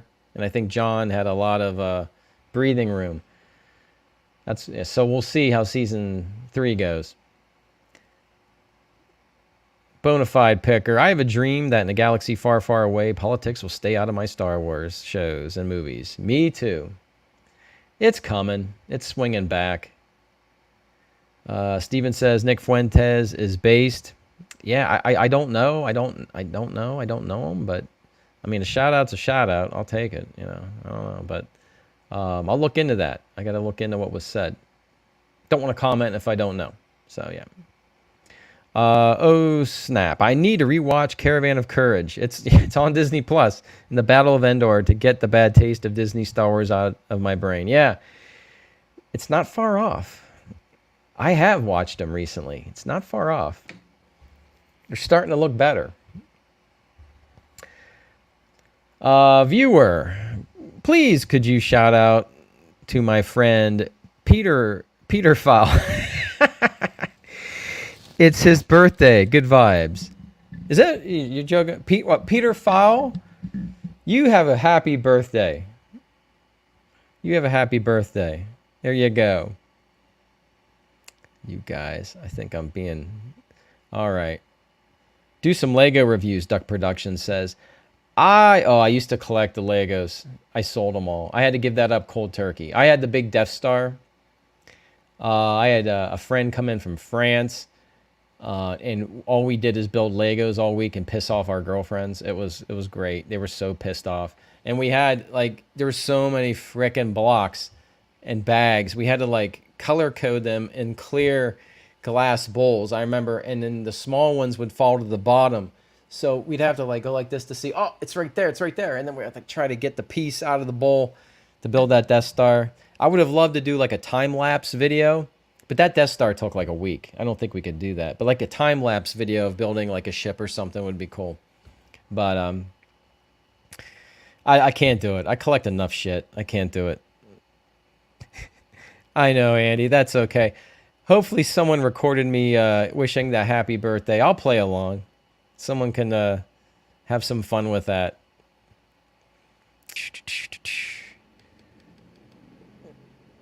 Mr. Skullduggery, what's my favorite Star Wars video game? Well, another thing I had to cut off cold turkey was Star Wars Galaxies. Did anyone play Star Wars Galaxies? This was 10, 20, oh, I don't even want to think of the years. Was it 20 years ago? Star Wars Galaxies? I think it was after the prequels. Yeah.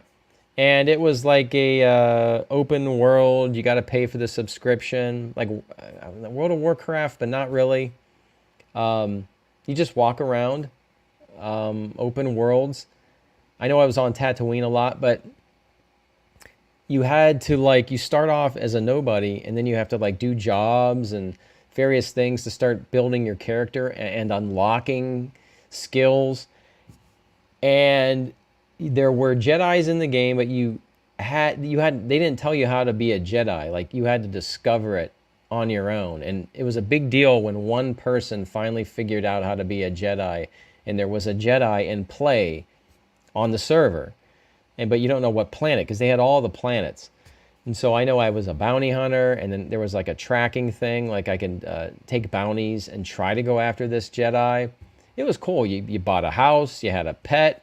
You could, you go on big, I think on Friday or Saturday nights, you were either Rebels or Empire, and we would get, the word would be out on Friday night to meet somewhere, and then we'd either go hunt a Krayt dragon in the desert, and if you kill it, you get good treasures, or we would just raid the Rebel camp. It was an excellent game. Star Wars Galaxies. So that was my favorite one, but it took hours and hours and hours, and I was gaining weight. I was sitting at a desk eating Chips Ahoy and drinking milk and eating. I was gaining weight. I have photos of my fat ass playing that game. I had to say, listen, I gotta quit. I gotta quit and throw it away and get my ass to the gym. It was getting pretty sad. Yeah. So there you go. That's your answer. Prophet. Did you get one of those Disney, I know I don't have to pronounce this, Camtono safes? The ice cream maker. I've seen those. Those are kind of cool. If I was in Batu right now, I'd probably pick one of those up. I've got some of the garbage around here. I've got the Sith holocron, and I found the Emperor one. I didn't get the black crystal that is Snoke, but I've got the Emperor crystal you put in it. So I got some of that crap. I've got, if you guys can see, there's the talking Salacious Crumb on my Star Wars Arcade 1-Up cabinet back there. But no, I want one of those ice cream makers. Let's see here. Let's see. Night X chiming in. Do I remember you? I remember you. I remember you. I remember you on the Discord. I know. I've been neglecting the Discord. Night X. Yeah, I've been bad. I've been a bad boy. Let's see. Squawk Props. The Orville is great. It's a true successor to Star Trek. It really is. And I'm only like season 1. I just love it. Every episode, they tackle some really serious stuff. Really do. I mean, they've got the one Klingon-like person who's a same-sex marriage, right? 2 males, and they have a child with the egg they have to sit on, and it's a girl, right? And then the whole show was like, whoa, we don't have girls in our culture, and the debate was over how to handle that. It's just they take on some real serious stuff, and they end it in a way that leaves things open and makes you think like old vintage Star Trek used to do.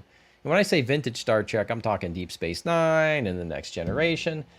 Those are great shows. Even Voyager. I miss the tone of all those shows. Kevin Apple. Kevin Apple is accusing Swak Props of being Chris Gore. If you're Chris Gore, hey, well, thanks for stopping by. A big fan of Chris Gore. Alpha says this series was the bestest, and I'm going to add ever. It was something. It was something. It was very entertaining, just for the wrong reasons, but very entertaining. Arioka, Obi-Wan Kenobi was Spaceballs. It was real close. It was really, really close. You can put a laughter track, do a re-edit and do the laughter track, and you got something special with the Benny Hill music. Oh, someone's going to do it. It's going to be so good. Good talk. Saw the first season, but lost track of it. I think you're probably talking about the Orville. Yeah. I'm excited. I love it. That's what I heard. Swak Props. I keep saying Squawk Props. Swak Props. I hear that season 3 does tone down the humor. Yeah, I hear it's good though. I hear it's not a bad season. So, Kevin Apple likes the Orville. Kevin Apple, how do you know what I'm talking about? Shouldn't you be at karaoke singing? How do you hear me? When you guys are talking. Ooh. Swak Prop says, you guys want to watch good quality sci-fi with brilliant writing. Check out For All Mankind. For All Mankind. All right. I'll write it down. Check it out. No. Let's see. Fire Rises. Yep. Hi, Fire Rises. I know I sent you a comment earlier. The Fire Rises. Did we start the fire? Yes, the fire rises. They shot that in Pittsburgh. All right, so I'm in Pittsburgh. I'll give you guys heads up. So I was in Pittsburgh during the whole The Dark Knight Rises, and I actually saw Christopher Nolan. I'll say Nick is awesome, totally based, and a big Star Wars fan. Okay, good to know. Fire Rises. Yeah, I'll check that. Let me know, where can I see him commenting about my videos? Can you guys? Where do I got to go for that? So I yelled at Christopher Nolan. So there was a rumor that they're looking for the city for the Dark Knight Rises. So I heard that, and I'm driving around downtown Pittsburgh, and I stop at a light. I look over, and it's Christopher Nolan. And so, like a jackass, I yell, "Hey, Christopher!" I roll down my window and yell like an idiot. And then he has this drink like this, because I saw him from the side, and he basically goes, and that's my interaction with Christopher Nolan. I feel like an idiot. But then a week later, they're like, yeah, Pittsburgh is the city, and it was like on a Friday night, there were like Batmobiles on every corner and motorcycles, and like they just dumped shit in our city. Big lighting rigs, like huge. It looked like bat signals on multiple street corners just for the lighting. And it, I knew there was these train tracks, and you could get close to the Batmobile. There was nobody there, and I got kind of close to check things out. You know, under tarps, they were just dropping shit off. And then to see the one rig with the bat on the top, the bat in person isn't really to scale. It's like a little bit smaller, I think. And they would have like a car below it. So the bat's on like a crane. I got to see all of that in action. It was really cool. They blew snow on our streets, which is like fake snow, like styrofoam. It's crazy. It was a fun. Oh, and they did it in July. And in Pittsburgh in July, it's like 100 degrees. So terrible time to shoot a movie that's supposed to take place in winter.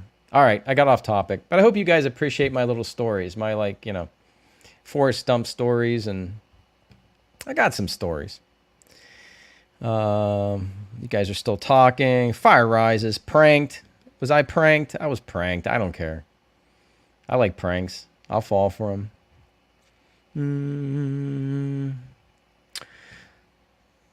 Swak props. Kenobi like the Book of Boba Fett before it successfully, I can talk, successfully demystified and ruined their titular characters. Oh, disposable entertainment at its finest. Yes. I can't read right now, but yes, I totally agree. Good talk. Have to head to the store, my friends. Thanks every day, Eric. I appreciate the channel. And if you're still here when I get back, I'll hop back onto the chat. Thanks for the awesome convo and content. Good talk. Thank you for stopping by. It is fun. It is fun to talk to you guys. I'll do it as long as you want it. I don't know. Let's see here. Fire Rises. What's your favorite? Star Wars original 4 through 6 or prequels? Oh, the correct answer is prequels. Well, see, for me, it is the original Star Wars. I mean, again, I kind of was explaining things in the beginning of the chat that I saw Star Wars in 1977, and we did the math, and I'd have to be like 6 or 7-ish. So those are a great, that to see those movies in the theater, that was something special back then. Those really, truly, for decades, those were the best movies for a reason. And then all the toys started to come out, all the merchandise. And I remember, yes, your action figures, and you couldn't get them. So you got like a slip of paper for Christmas saying, hey, we don't have your action figures, but we'll get them to you before Easter. And then I got the figures for Easter, basically, like an Easter basket with the figures and an X-Wing and a Star Wars toothbrush that was like a lightsaber. That was a badass toothbrush. Electronic toothbrush, like vibrator thing. Anyway, yeah, so it was a special time to be a Star Wars fan. So the original trilogy for me. I don't know if Fire Rises, you're a little younger than me, then maybe you grew up with the prequels and maybe the Clone Wars series, which would be a special time for you. I don't know. But Mr. Zork, Kathleen Kennedy gets fired. You get a call from Disney putting you in charge of Lucasfilm. What shows, movies, or spin-offs would you start working on? Let me tell you what I would do. If I get, is it Bob Chapek? Is that who's in charge? They say, we fired Kathleen Kennedy. Every day, Eric, you're in charge. I'd say, all right, Dave Filoni, you can stay. Jon Favreau, you can stay. And hold up. I'd say, Dave, I need the phone number for George Lucas. And I'd call and I'd beg George Lucas to, well, I guess Disney would own it. But I would bring George Lucas in and I'd pull from the vault George Lucas's scripts, the scripts he sold Disney for really the true episodes 7, 8, and 9. And I'd sit down with George Lucas and Dave Filoni and Jon Favreau, and I'd say, listen, we're going to do this. We're going to do it right. I don't care that we're going to do it. Somehow we're going to do it. This will begin to make things right. That's what we're going to do. Oh, snap. Will you offer therapy counseling on the Willow series? So Willow, Mad Mardigan, right? Is that Willow? I like Mad Mardigan. I like his girlfriend fighter that they married in real life, right? I'm not a huge Willow guy. Like, there's some moments that they have, like Lenny and Squiggy as the two miniature dudes. There's some good ideas there, but I will definitely be on for the Lords of Power, Rings of Power, because I'm a huge Lord of the Rings fan. And we'll definitely talk about that somehow. I'll come up with some way to make that funny, I think. I'll have to think about that. Yeah, I love the Lord of the Rings. I got all the swords. I got, yeah, a ton of Lord of the Rings crap. So, Lori Fatouche. The Force is female. Get used to it, honey. I know. I've been told the Force is female. I've been told the Force is female. I'm good. I'm good with it. I'm having fun. I mean, I think the Force is gender fluid. That's just me because I'm a progressive person. I'm a kind of guy that wears a bra. So, you know what I'm saying. That's all I'm going to say. Forces should be gender fluid. You know, I'm a little more progressive than you, Lori, but I do appreciate you checking in. I'm just goofing on you, Lori. Thank you for stopping by. I hope you're enjoying Star Wars as much as I am. Andy Chow, my stories are pretty cool. Well, thank you. Thank you. I got some interesting stories. I was gonna do, if I get to 15,000 subs, I will have like a strange but true tales from Everyday Eric. And the first one, and I'm not gonna tell you the story now, but this is strange but true. I promise you guys. This is the first time I've mentioned this. We got 32 people watching right now. Well, everyone's gonna miss out. The first strange but true story, God's truth. I touched. Well, let's do this. I touched Michael Jackson. Or Michael Jackson touched me. It can work either way. And that is true. And it is a story to be told. But I'm not going to do it here. But I have touched Michael Jackson. And vice versa. There you go. How about that for an exclusive? Uh-huh. So I've got a bunch of weird stories like that. And yeah, okay, that's all I'm going to say.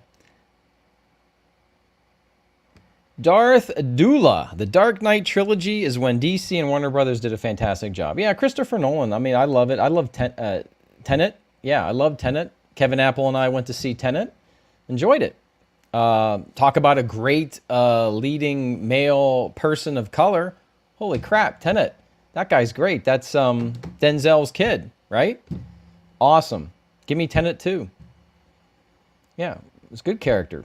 Good performance. Of course, he's Denzel's son. Denzel Washington is one of the best actors on the planet. Of course his son's going to be badass.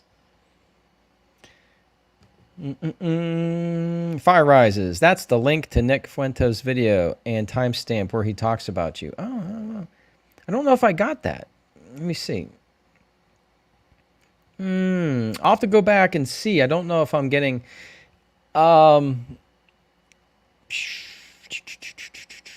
Fire Rises. So my email address is everydayeric@gmail.com.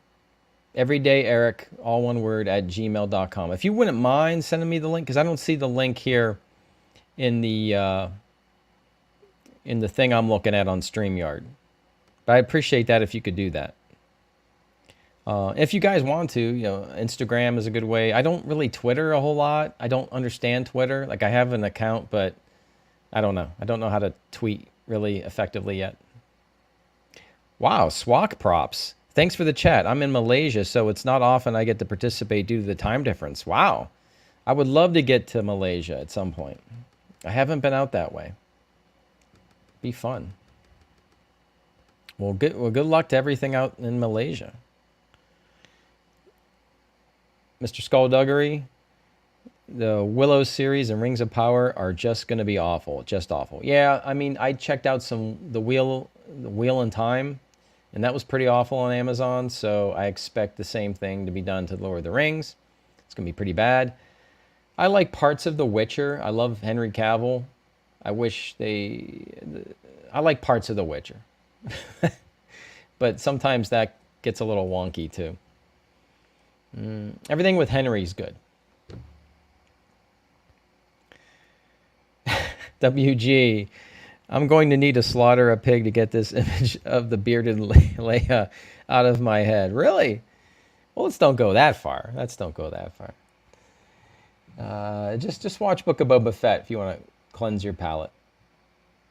Fire Rise's younger grew up with the prequels. Yeah, that's what I kind of thought.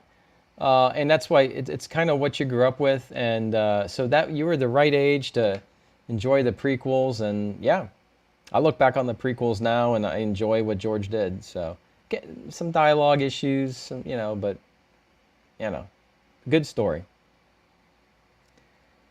Steve and I agree they should just delete the sequels and start over. That's what I would do if I was in charge, and I would beg George Lucas to come back and help. Arioka, original Star Wars trilogy are the only masterpieces. The prequels were a disappointment at the time, similar to the sequel trilogy. Well, I can't go as far as to say they were like the sequels. I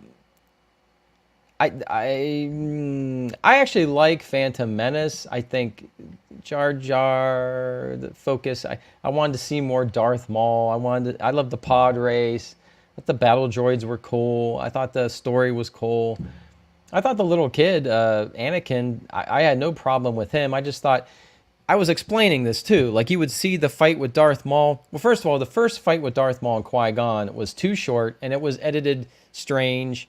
I didn't like that. I didn't like that. And then when we got our big fight at the end, they would cut away from that fight to Jar Jar playing with the boobas.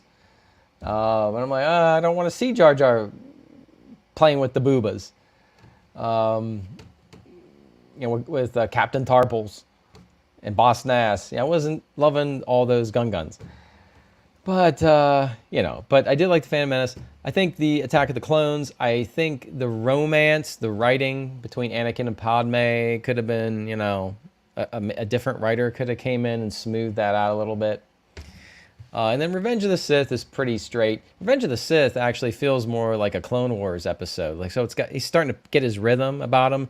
And then when you get into the Clone Wars, I just love the Clone Wars series. It's great. So, hey, I'm a fan. I'm a fan of George Lucas, damn it. George Lucas, if you're watching, thank you, sir. Thank you for everything. WG, it was magic, the original trilogy. It certainly was. There was definitely magic back then. Man, you'd wait for a movie, you'd have lines around the theater. It was something. It was a good time. Everyone was excited. Let's see here. Bonafide Picker said prequel should never be your favorite. Said the guy we watched Star Wars New Hope for you, born in the 90s at a drive-in first week it came out. Yep, oh yeah. Yeah, we're old. But I think it's what you grow up with. Kevin Apple wants to know how much Riva merch will actually sell. I don't think much. I think we got a Rose Tico 2.0 situation. There's going to be a lot of... I don't see any. I think Target's smart enough not to fill the shelves with Riva figures. Profit. No way, Pittsburgh. I could have sworn you were in Atlanta. I was in Atlanta for a little bit. So I hop around a little bit.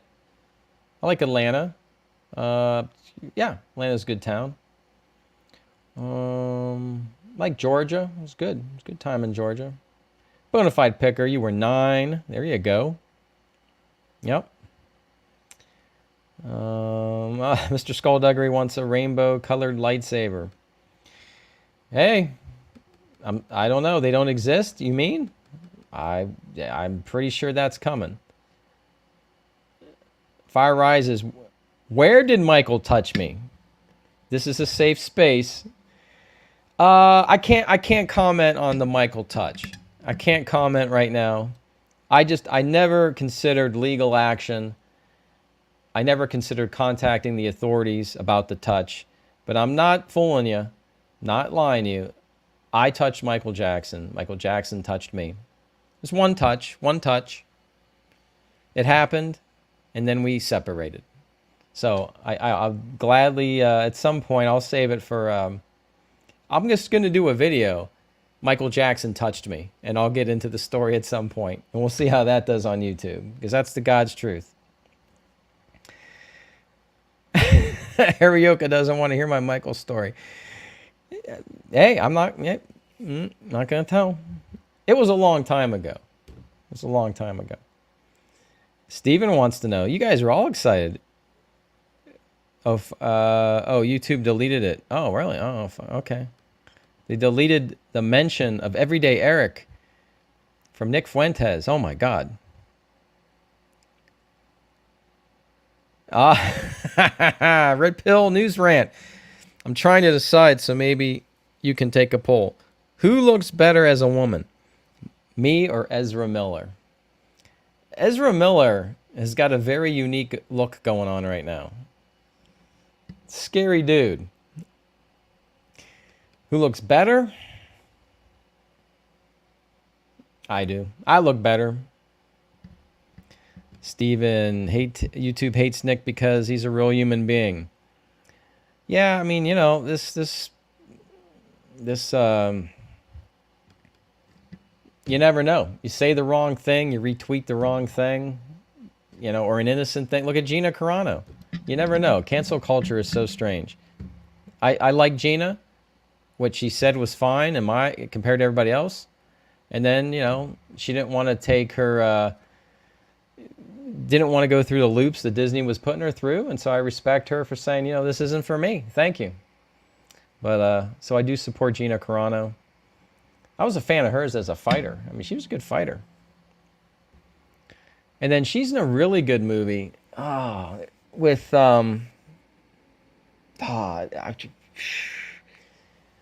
Haywire. Yeah, I like Haywire with Gina Carano. It's good. Check it out. Everyday Eric recommends Haywire and The Orville. Fire Rises is going to email it, so that's cool. Let's see. We got some new... let's see. Don't know what this means, but Darth Salty, Snap will return, EE, apologies, Dogs said attention required out there. Oh, okay, Darth Salty, I see what you're saying. Thank you for checking in. Sorry, it took me a while to get to you. And yeah, we got a nice group here. I appreciate it. I mean, most of you are sticking with me, so that's cool. How long have we been on? Oh, dear Lord. My goodness. Hey, you guys keep firing questions. We can keep talking. Nick Kerr.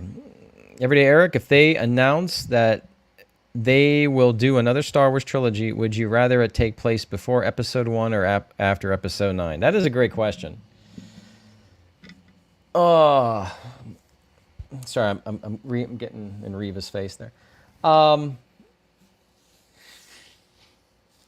That's a good question. What do you guys think? I think they keep talking about the Old Republic. I don't want the current Lucasfilm to touch that. But at some point in time, if they could do a Game of Thrones style Old Republic trilogy, that could be cool if it's done right and cinematic and not woke. I mean, you know, just do it legit, do it honest, without an agenda.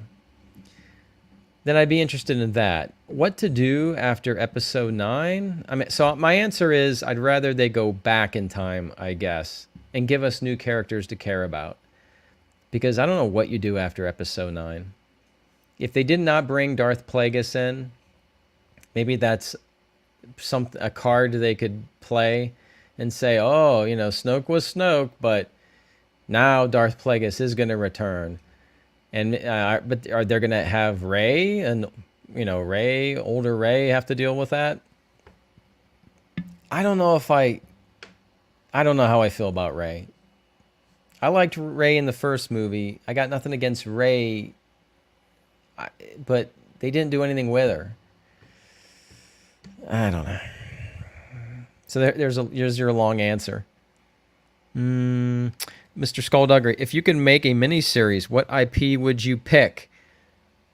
So my friend Kevin Apple and I would have told you Isaac Asimov's The Foundation, but now that's on Apple and I haven't watched it because I've heard enough where I know it's not like the books.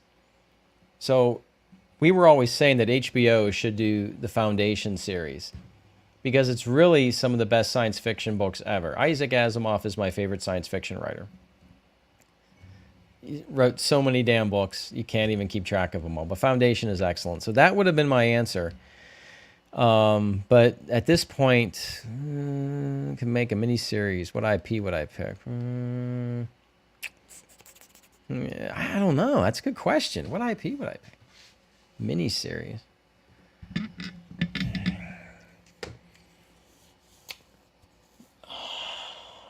Like if HBO, because HBO does a decent job for the most part.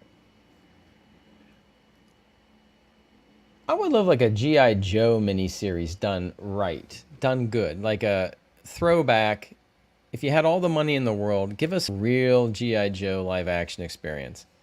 That's the one that's coming to my head now, but I might have a different answer for you. Let me know which one you would go with.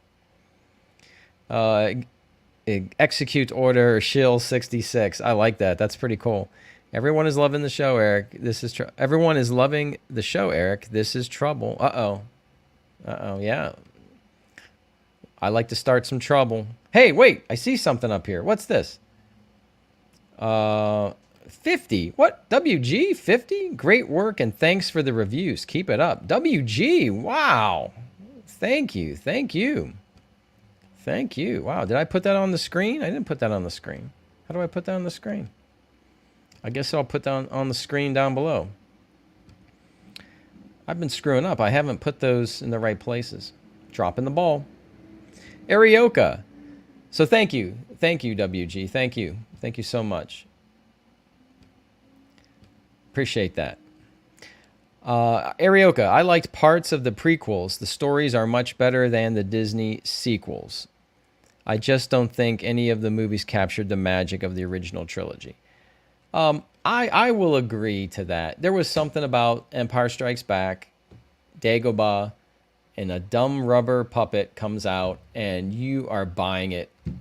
You're just buying it, and you're just in this moment. And the music, the John Williams score for The Empire Strikes Back. I had that album, and you buy the album with the big images, because we didn't have the internet back then. So the pictures were in the album, like beautiful pictures.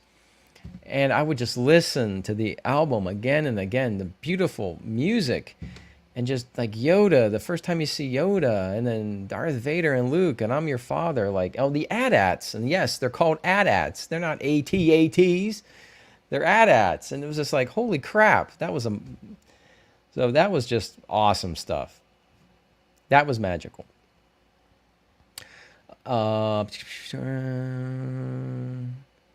Alex Garcia, even if I'm not the biggest Star Wars fan by far, I do appreciate the fact that there are people demanding the highest quality possible and not settling for the basic.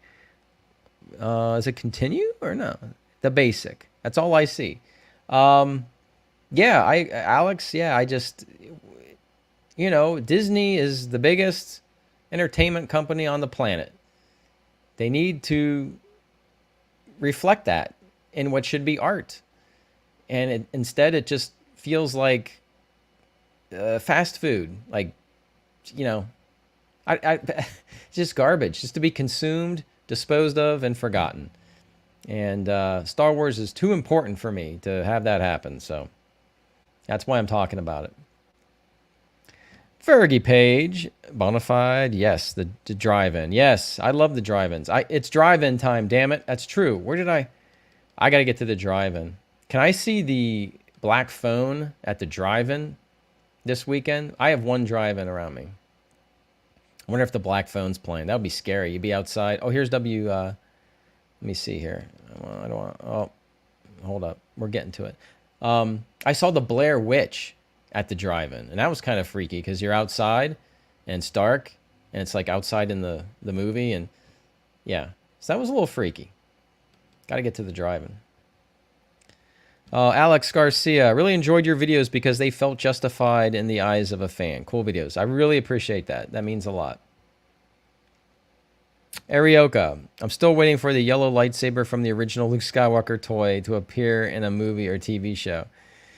Yeah, I think there's some other people have had yellow lightsabers. Because I've had like little small figures, modern figures of some random Jedis.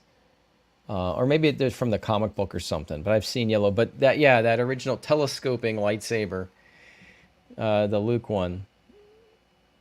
Yeah, it was yellow, wasn't it? Why was it yellow? Yeah. That was cool. Let's see here. Bonafide Picker. Kidding, I liked the prequels as well. I'm just a fan in general. And did Mr. Jackson touch involve the court system? No. There was no authorities contacted, no need to, no litigation threatened or filed. So it was all good. I want to tell the story, but no, we're going to hold off. I'm going to tell the story another time. It's a true story. It's not like the world's most exciting story, but I got very close to Michael Jackson for a good minute, less than a minute. Vergie Page. Ezra can't even make crazy look good. Not for me. Yeah, he's out of control. I saw the video of him like slapping a lady, or allegedly. I saw the video, I don't know. Right? Where he's in the store or something, acting like a goofball. Oh snap, the prequel set the tone to my Star Wars irritation. Okay, Obi-Wan's desert robes were incorporated as standard Jedi attire.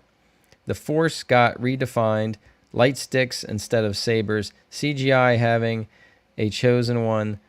Okay, Oh Snap is not a fan of the prequels.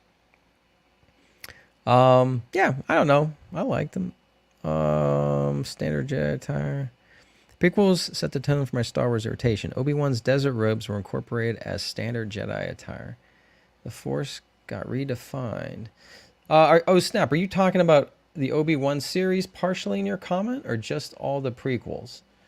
WG, there's the $50. Wow, great work, and thanks for the reviews. Keep it up.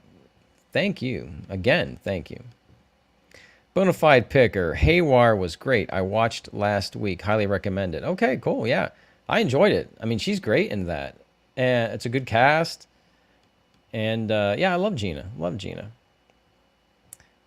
She hanging around drunk 3PO, right? Did they got a thing going or something, right? Because I saw them on Friday Night Tights last Friday. I know. Yeah, Gina, I'm a fan. Scott Kern, I'm struggling trying to reconcile Star Wars TV with Star Wars cinema. Me too. I loved Rebels and the Clone Wars. Me too. They were far more cinematic and engaging than any of the Disney Plus TV shows. Yes, they were. Yeah, those scripts were good. Those action scenes were good. The Force, they could do more things, but it felt reined in. You could tell George and Dave Filoni were. The Force was in good hands in the Clone Wars series. Things didn't get crazy and out of control, and there were good stories and good characters. Not the case now with Disney Star Wars. Darth Salty, SC Sports Cards. Rise of Skywalker broke my brain. It did. I know I'm not the only one that describes that movie as Adderall powder and conception, right? Followed through with a follow-up meeting of Super Brains before edit. No, yeah, the Rise of Skywalker was, it started with like light speed jumping. Yeah, it kind of lost me there.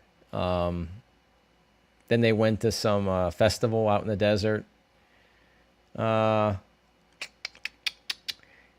mean, I already said the fight between Rey and Kylo and the water. I mean, it was kind of cool looking.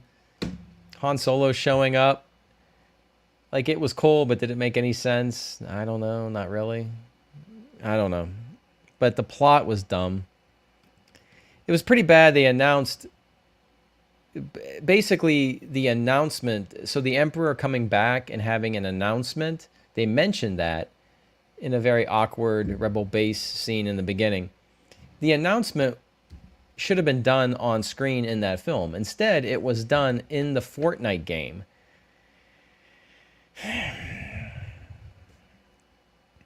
Bad. Fergie Page. Star Wars should do something with other characters. Maybe the samurai from Star Wars Visions. Yeah, I'm all for something new. I think something new would be good. And maybe that's why The Mandalorian has a shot, because it's new characters and they could pave their own path. But they're running... Well, they ran out of original trilogy characters, or, you know, George Lucas characters to ruin. So they're going to have to come up with something new, I think. Bonafide Picker. Trilogy, the new trilogy, should be Old Republic. There's a great story there if Disney doesn't F it up. That's true. There is. I don't have any faith in Disney, but... yeah, could be good stuff there. WG, I can't follow Disney Wars. The damage is done. Yeah. I've accepted it. I'm in the sixth stage of grief. I'm just laughing. I'm just laughing. Ryoka, Riva, why so serious? That's funny. Let's see here. Got some here. Oh, some people thanking WG. Todd Packer wants to know why I'm dressed as a woman. That is a great question. It feels good. I mean, do I need to give a better answer than that? I mean, just feels right for the occasion. Yeah, I dress up for you guys.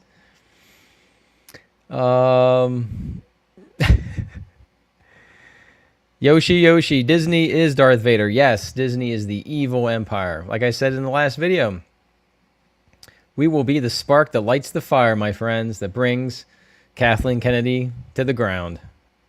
Someday. And then when she leaves, we'll all be like the Ewoks doing the dance. I'm going to play the damn music. You know, the yub nub. Da-da, the yub nub. That song. Not the one that George changed that. That wasn't good. Let's be honest. Yub nub is where it's at. And same with like the Jabba music. I like the original Snai Snoodles music. Like Lopty Neck. Something about the night. Because that was on my Return of the Jedi album. Anyway, okay. Mr. Zork, would you want to see more about the prequels era or the original trilogy spin-offs?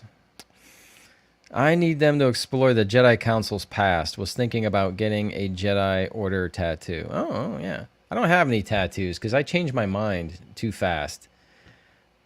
So, would I like to see more about the prequels era? Or the original trilogy? Well, with Juan Solo, Cassian and Andor, I think we're going to get more original trilogy stuff. So, I don't want to prejudge it. I mean, we'll see what they give us. Oh, isn't there like a show called Ghost Crew? And that's the director of the Spider-Man movies. I think it's something like that. So something like that could be good because it's a whole new group of characters that we don't have any baggage with. So if they can tell a good story there, something like that might have a shot. And I don't know where that's going to be, like original trilogy or not. But I think prequels era stuff I'd be interested in, or Old Republic stuff. Yeah, I want to see more Jedi kind of stuff. Meet a whole new Jedi doing Jedi stuff. Yeah. Yaddle. What's Yaddle's story? I mean, you know, how did Yaddle become a Jedi? Maybe Yaddle is Grogu's mom. It's probably going to happen. Scott Kern. The Force is more than moving rocks around. The rematch of the century features moving rocks.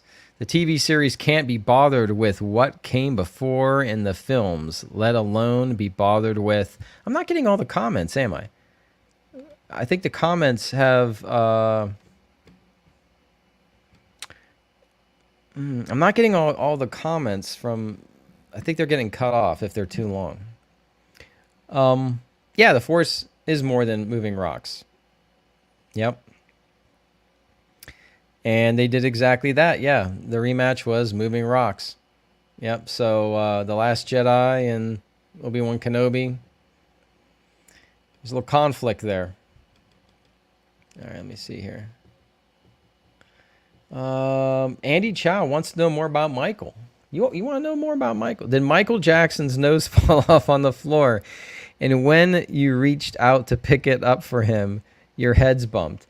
No, that did not happen.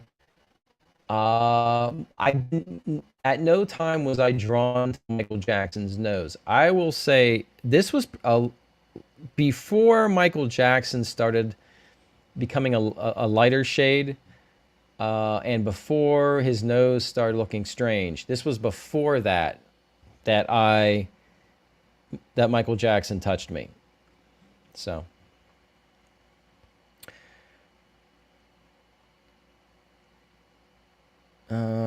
Seeing some of the comments. I don't know. I'm going to skim through a few if I don't know how to respond. Kevin Apple, this is a long stream. Trying to compete with Mahler? Yeah, maybe. Maybe. We have a few people here. Why not? Arioka, I'd rather hear that you touched by Gina Carano, to be honest. You and I both. Drunk 3PO's a lucky guy. You know? What can I say? Gina seems like a really nice lady. Cyberpulse, thank you for saying at correctly. Yes, you're welcome, Cyber. That is the only way to say at. Now, it gets a little more complicated when it's an ATST. That kind of threw us for a loop when we were kids. So we used to call them scout walkers, right? Chicken walkers. Yeah, but at-ats are at-ats. Kevin says, hail, Gina. Arioka, yeah, I liked Rogue One. Solo. Nah.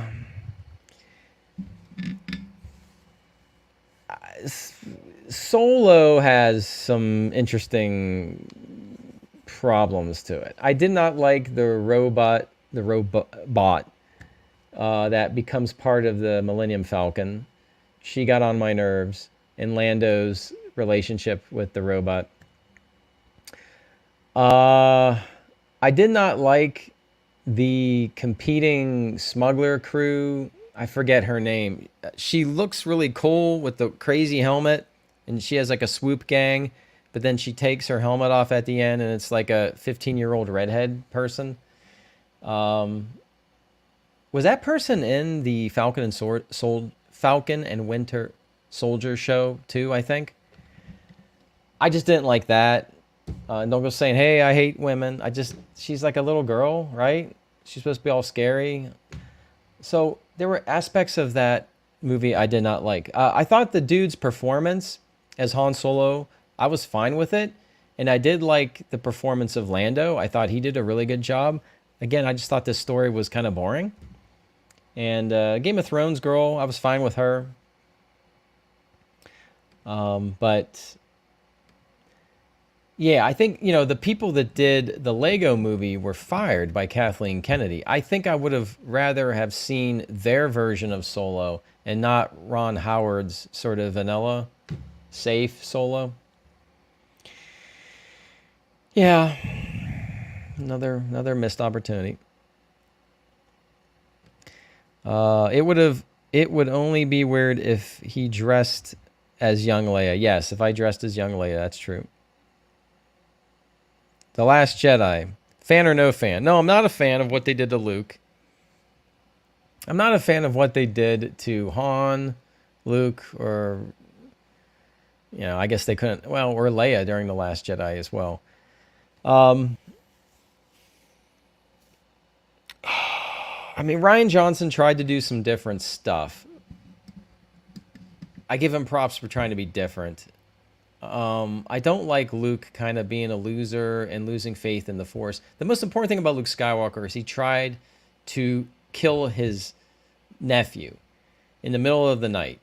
So that was the sin of The Last Jedi and the character assassination of Luke Skywalker. Now, they made Han Solo a deadbeat dad, and he lost the Millennium Falcon. So you basically killed Han Solo there, even before he fell off the thing. And then you go to kill Luke by making him want to murder his nephew. Luke Skywalker would never, ever do that. Luke Skywalker was about hope.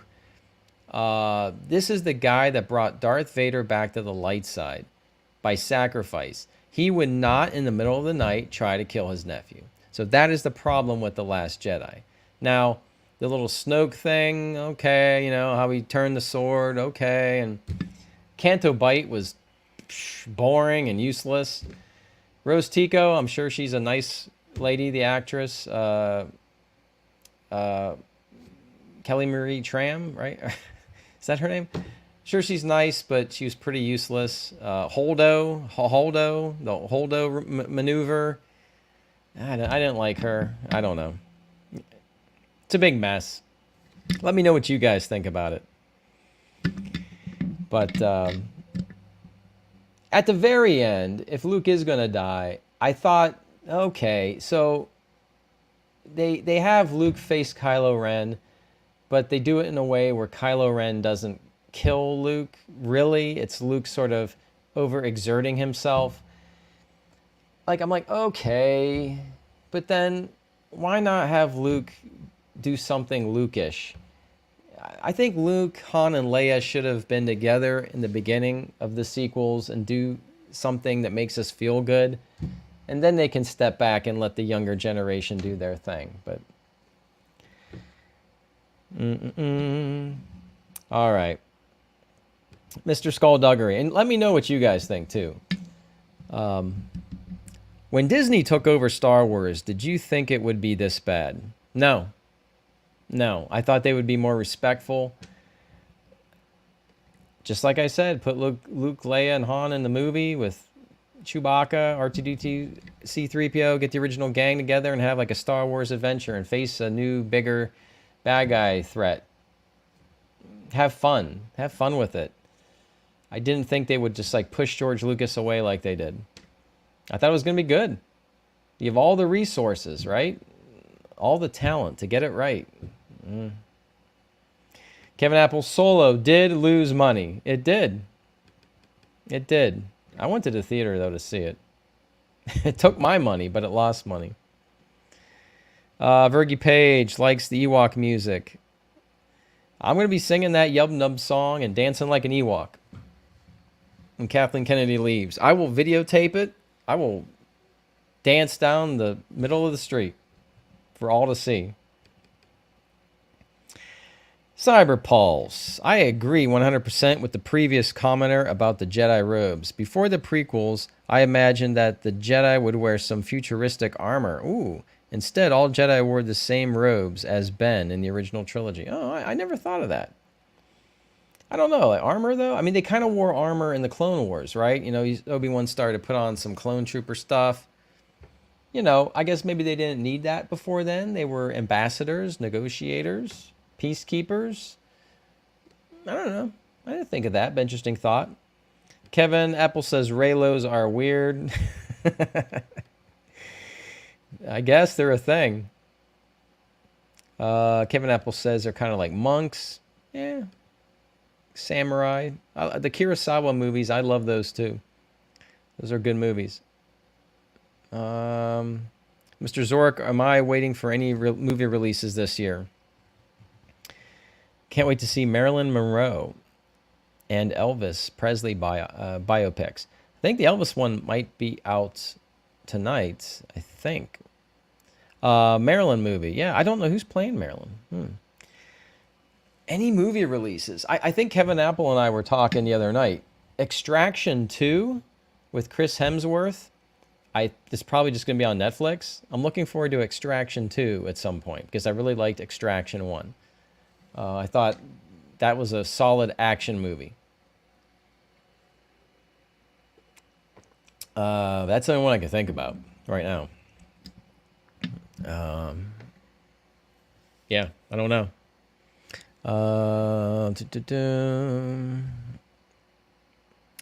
Bonafide picker. Rogue One made the original trilogy even better, in my opinion. The end shot with Darth Vader in a 3D theater blew my socks off. Get the chills.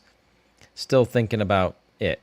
Yes, I agree. Darth Vader in Rogue One that's the right way to handle him. Now, with that said, I did not like in the middle of the movie when the Imperial officer guy that I can't think of his name, who's in The Dark Knight Rises, when he choked on his aspirations, and Vader makes that comment, and I don't know about that. Vader's kind of like making a joke and choking him for what reason?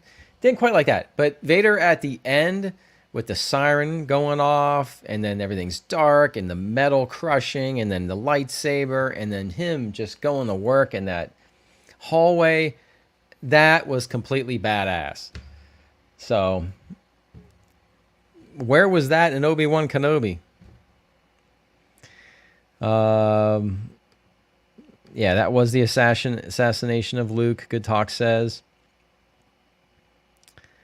Oh snap, the redhead girl is used by writers for messaging purposes, portrays only preachy, serious characters, Solo, Falcon, Winter Soldier, and now Willow. Oh, is she in Willow? Wow.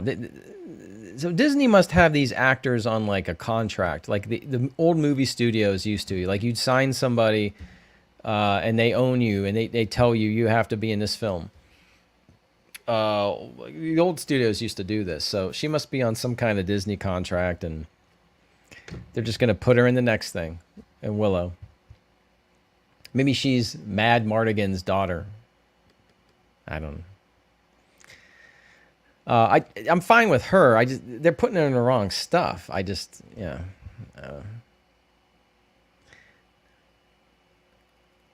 Oh yeah, Good Talk HQ, right? Yeah, agree. Luke would not kill his nephew. You know, it just wouldn't happen. Yeah.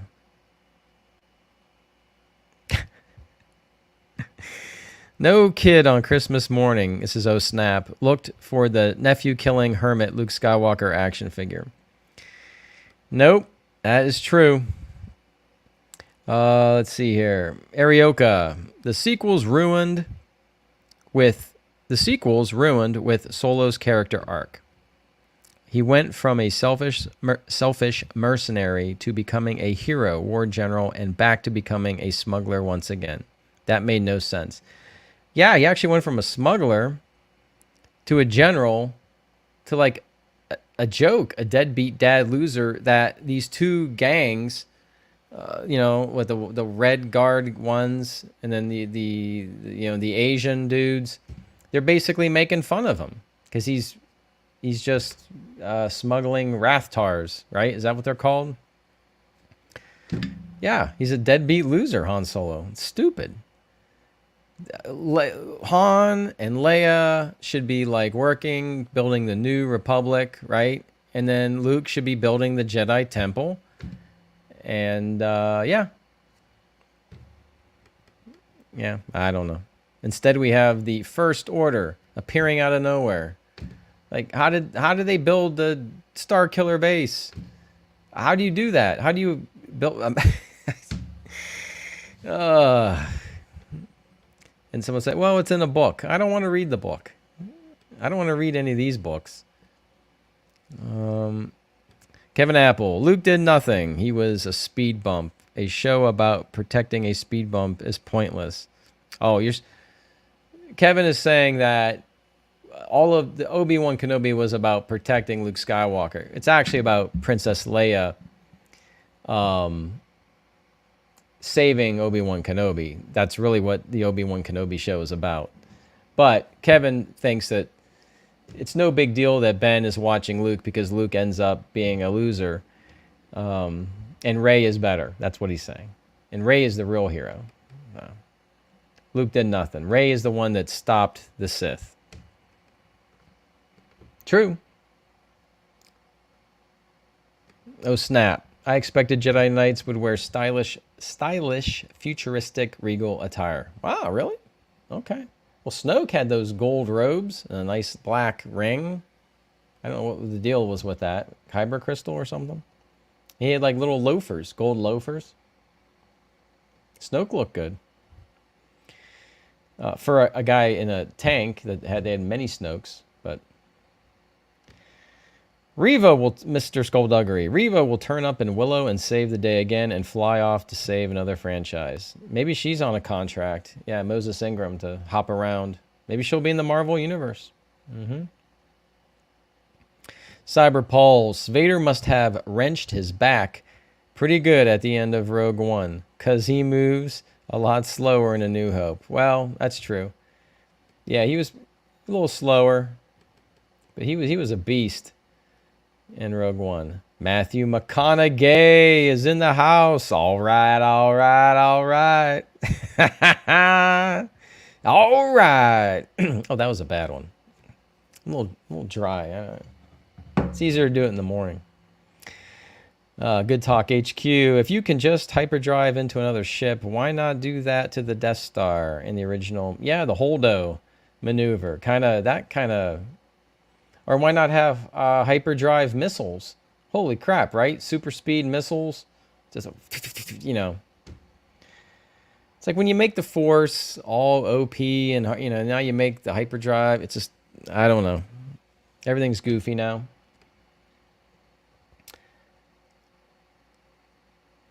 Dieter Bastion. I've heard about Chris Gore mentioning the chair, the wobbly chair. I have to go and rewatch the finale. Do I have to do that? I have to go to see the stab. No, Reva's stab. That would be in episode 5. Yeah, I got to go back and watch the chair wobble. I've heard about the chair wobbling. I got to go check it out. Arioka, did Child Luke speak on the show at all? I don't think so. I don't remember. That's how little he meant. I don't think he did. I don't think he spoke at all.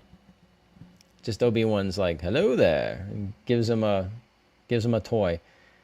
Obi-Wan's given gifts. He's given Tala's holster to Leia and given the T-16 to Luke. He's like Santa Claus, walking around. The infamous Dildo Gaggins, per usual, looking hot AF. Thank you, sir. Thank you, sir, for checking in. Good Talk HQ. Everything Disney has done on film or live-action TV has just disrespected the fans that made the IP so valuable to begin with. Amen. That is the word. Oh, snap. Yes, that guy who played MCU Flash Thompson, so miscasted in Spider-Man, will also be in Willow. Oh, yeah, that. Oh, that guy. Really? Yeah, that's. The best Flash Thompson is Joe Manganiello from Pittsburgh. He was a good Flash Thompson in the Amazing Spider-Man movies. That was before the werewolf, the vampire show he did. Dildo Gaggins, that's the last comment on the docket. Oh, Matthew McConaughey changed that. Where's my light? Hold on, Matthew. Dildo, I saw a Twitter profile with your picture and a person's name is Princess Lee. You did? Someone is stealing my image? All right, well, enjoy it. Have fun with it. I hope people are having fun with it. That's fine. I'm not going to change my image on my Everyday Eric. Matthew McConaughey, you want to see my lightsaber? It's not here. It's not here. I can't whip it out right now, Matthew. We'll save that for another video. I got to do a Chewbacca voice. I got to tell you where Michael Jackson touched me and when, and then I got to show you my lightsaber. It's all going to happen. Just stick with Everyday Eric's channel. We're going to make it. We're going to make it so. Let's see here. Bonafide picker. What Star Wars character would you put on your Mount Rushmore? You can only pick 4. Harder than you think. Star Wars Mount Rushmore. All right. That is harder than you think. You're right. Shit. Because I'd go Luke, Han, and Leia, but then I got one more, and then I'm basically cutting out. Well, can I do like just good guys? Like good guys, maybe like Luke, Han, Leia, Yoda. You know, I don't know if I can mix the good guys and the bad guys. Bad guys is easy. You got the Emperor, you got Vader, Darth Maul, and Dooku. But if you're telling me no, I'm cheating, Eric. You got to put just 4. That's a tough call. Maybe. I don't want to leave Leia out. Maybe I gotta leave her out. Luke, Vader, Yoda, Emperor. Those are my 4 if you got to mix them up. Oh, more comments. All right, back it up. Mr. Skullduggery, Michael Jackson did not touch my lightsaber. You're not going to get the story out of me. All right, I'll give you one more hint. It was in Disney World. That's where I was, in Orlando, Florida. So I'm probably saying too much. I was in Orlando, Florida when Michael Jackson touched me.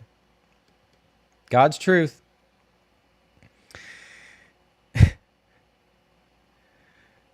Kevin Apple's getting excited about Matthew McConaughey. We all get excited when Matthew stops by.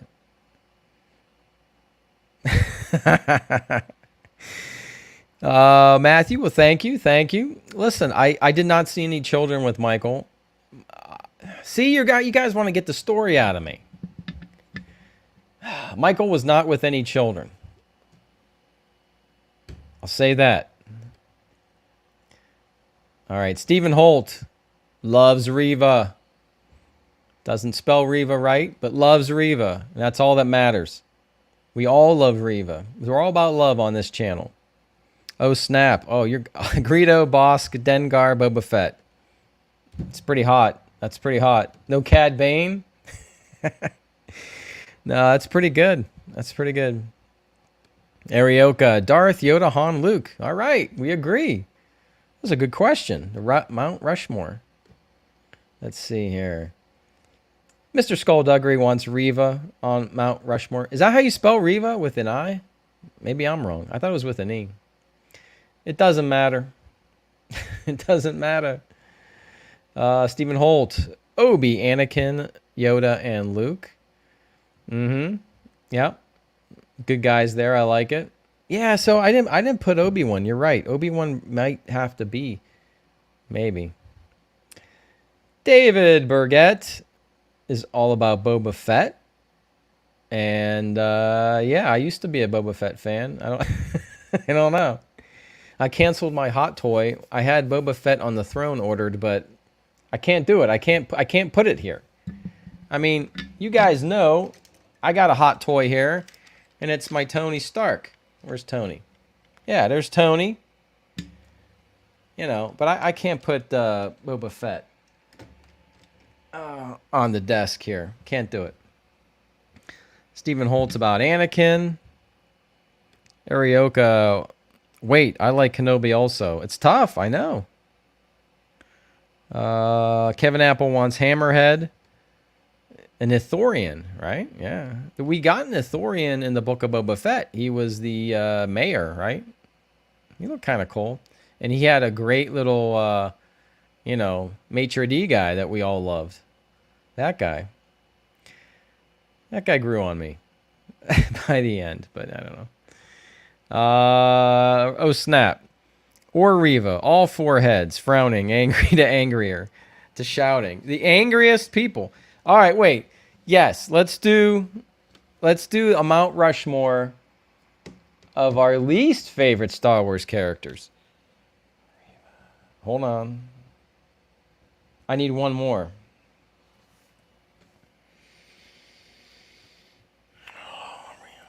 I need one more. I got 3. I need one more. They're all from the sequels, aren't they? Sequels, and I need a fourth.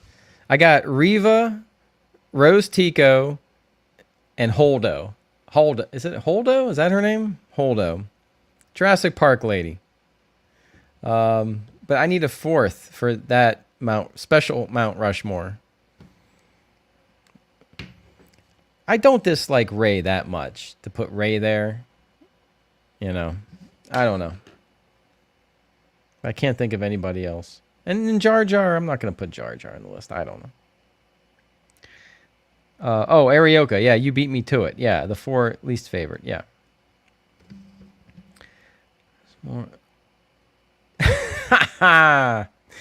Matthew McConaughey. There's a lot of love here. It's all about love. Everyone's welcome on my channel. There's no hate. You know? Hate leads to anger, and anger leads to hate, and hate leads to suffering. Something like that, right? We don't do that here. Angry shout. Kevin doesn't like angry shouty lady. No, nobody does. Nobody does. Yeah, not Boba Fett. That's right, David.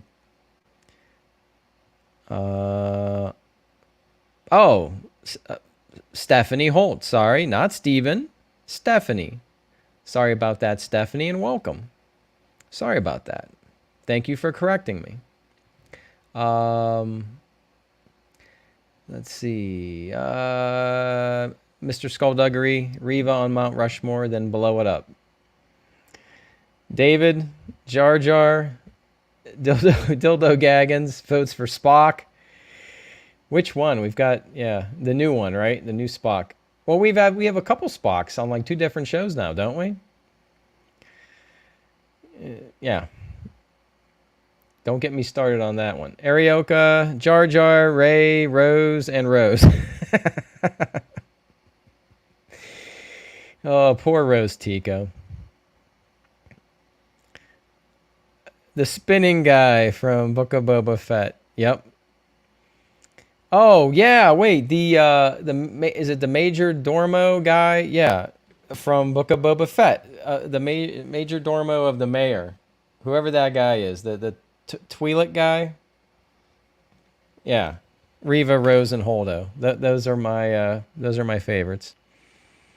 Arioka, Jar Jar, Rey, Rose, and Reva. Oh snap! Ooh, sequel heads of Leia, Solo, Luke, and Chewie. That's solid. Kevin Apple is all about Rose.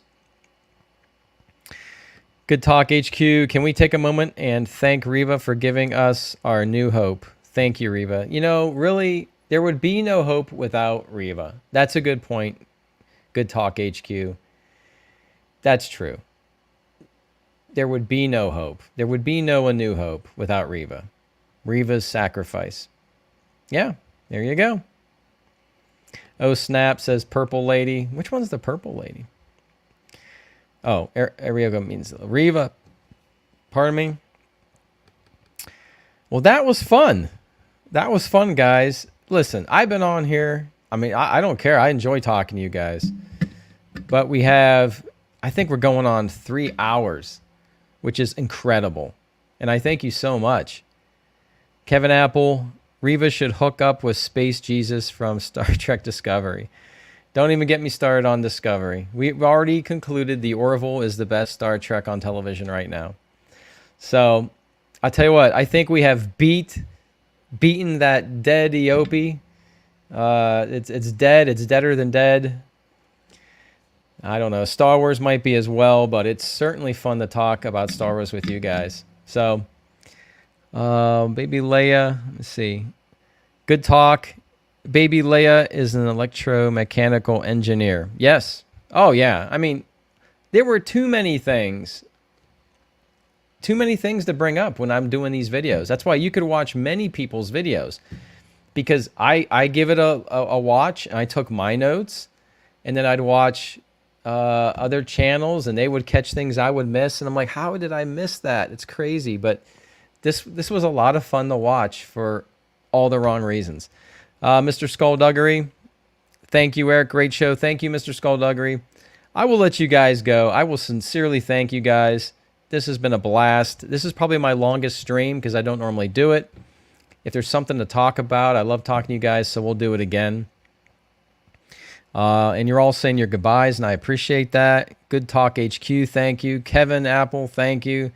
David Burgett, thank you. Cyber Pulse keeps, yes, those Vespa kids. Put all the Vespa riders on the Mount Rushmore. Arioka, thank you so much.